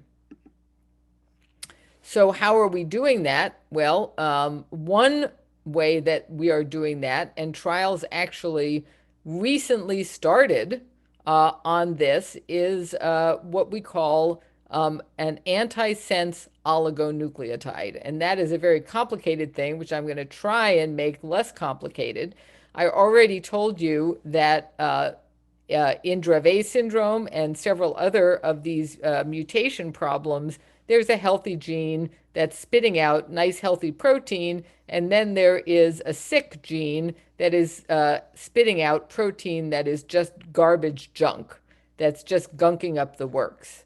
So what if we got that bad gene to stop making that bad protein? We got rid of that bad protein, and then we just had the healthy gene making the good protein. Well, in that case, the healthy gene, for whatever reason, starts to make more of the good protein, and it starts to replace the bad protein. So you're basically stoking up the ability of that healthy gene, chromosome, that healthy chromosome, to make the proper protein. And hopefully that will allow the brain to develop normally, particularly if you can get in early before all the bad protein has sort of gunked up the works.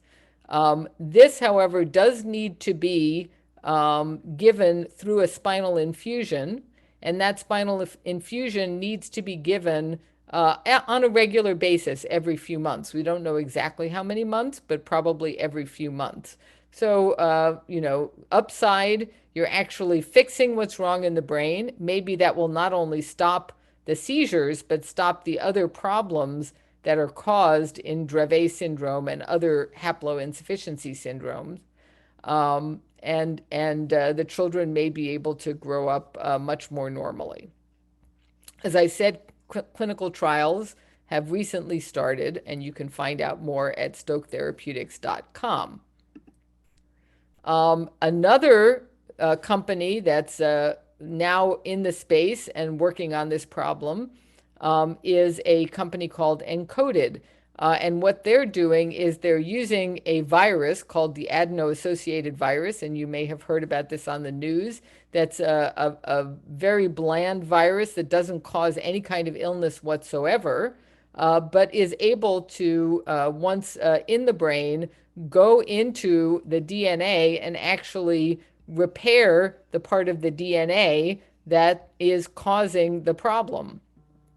So it's actually getting in there into the DNA to increase the activity of the patient's own SCN1A gene. Now, this particular therapy is not put in by spinal infusion. It's actually put in directly with a small burr hole in the brain temporarily. But once the adeno-associated virus and its payload goes into the brain and goes to the cells that are disrupted and corrects those cells, that is a one-time thing. So yes, you need to go into the brain. Yes, you have to use an adeno-associated virus, which now is being used in other conditions as well, quite successfully. But at the end of the day, you then hopefully have a brain that is fixed, and after that, the child just goes on and hopefully has better development and fewer seizures. And clinical trials of this are starting in late 2021. So in conclusion, this is an exciting time full of innovation. Disease-modifying therapies really are right around the corner. And we at the Epilepsy Foundation are really laser focused on research that will make a real difference for the rare community and all people with epilepsy. And thank you. I'm sorry that it's so late and you're still listening. Well, because this is such riveting information. This is exciting. I've definitely taken notes. So thank you so much. And yes, the Epilepsy Foundation, I put in the chat the URL to the tracker for the pipeline information. So definitely check that out. This concludes day one. I'm going to turn it over to Glenn in just a moment, but I just wanted to thank everyone for being here. And I think that Dr. French, you really synthesized everything that we heard tonight, starting from Dr. Dixon Salazar's journey, going into Dr. Burdett and Dr. Warnicki's treatment options, hearing this really positive, uplifting story by Kim, and then you sharing like all of the things that are in the pipeline for the future. So there's a lot of exciting things in the works, and I hope that all this information people can marinate overnight and come back tomorrow and ask more questions. And before I turn it over to Glenn to close us out, I did want to mention that for all the participants, we will be sending out an email early next week, and we'll have contact information for all of our speakers so that you're able to look up more data, look up more research, and get in touch with everyone. So with that, I'm going to sign off and pass it over to Glenn to close us out for tonight. Thank you. Well, what an exciting evening we've had of amazing presentations, Dr. French. It's so good to see you again. Thank you for the optimism and the drive that you bring to the work on behalf of all of us at the Epilepsy Foundation. Thank you as well to all of our wonderful speakers. We hope all of you have learned something tonight. I know I surely have. Now, I want you to look, direct your attention to the chat box where you'll find a link to your evaluation questionnaire. Please open the link. You can do that right now. Go ahead and open the link and take a moment to complete the evaluation as soon as you leave. Your feedback is very important to us. We hope that you'll join us tomorrow morning, starting at 10 a.m. Eastern time. That's 9 a.m. Central time. Or if you're coming in from one of the other time zones, I'm sure you have the ability to adjust accordingly. And we are really looking forward to an exciting day 2 of our conference. There are some great sessions and speakers lined up for you. And so we want you to have a good evening, rest up. Thank you to everybody for being here. We hope that this is giving you some sense of what the opportunity is to improve the lives of those impacted by rare epilepsies, and hopefully some solace for you parents and caregivers to children and young adults challenged with rare epilepsies. Signing off here tonight in Minnesota. Thank you all for joining us tonight for the Upper Midwest Rare Epilepsies Conference. We'll see you tomorrow.